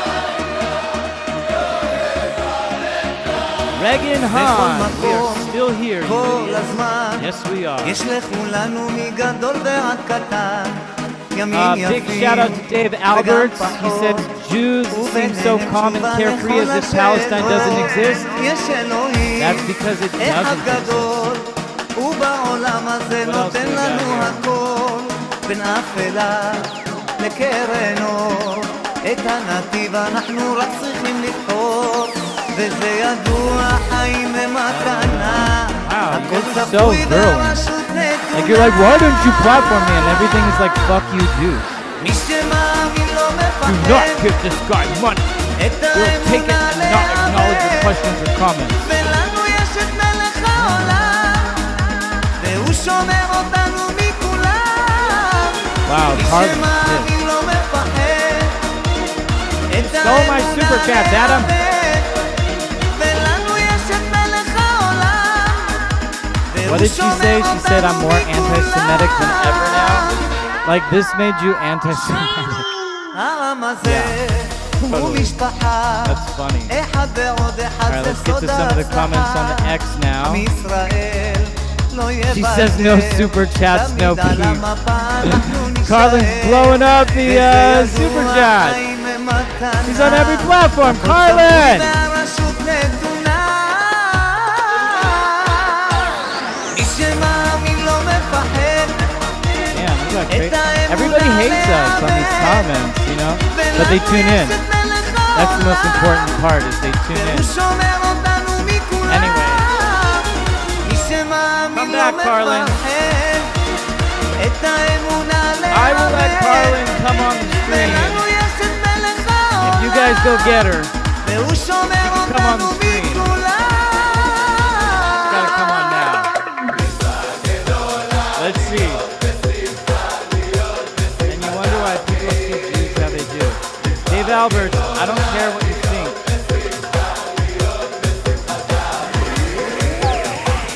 He has a band called the Zyklon Bee Gees, and you think I should care what you think? Like, oh my god, I didn't platform you. Oh my god, I didn't platform you. Wow, you guys are really pissed that I didn't read the super chat. Debate Carlin! Debate Carlin! Debate Carlin right now!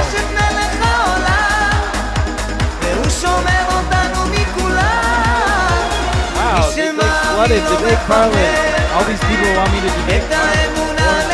Debate Carlin. What's the big deal? James is dope. Oh my god. You guys are psychos.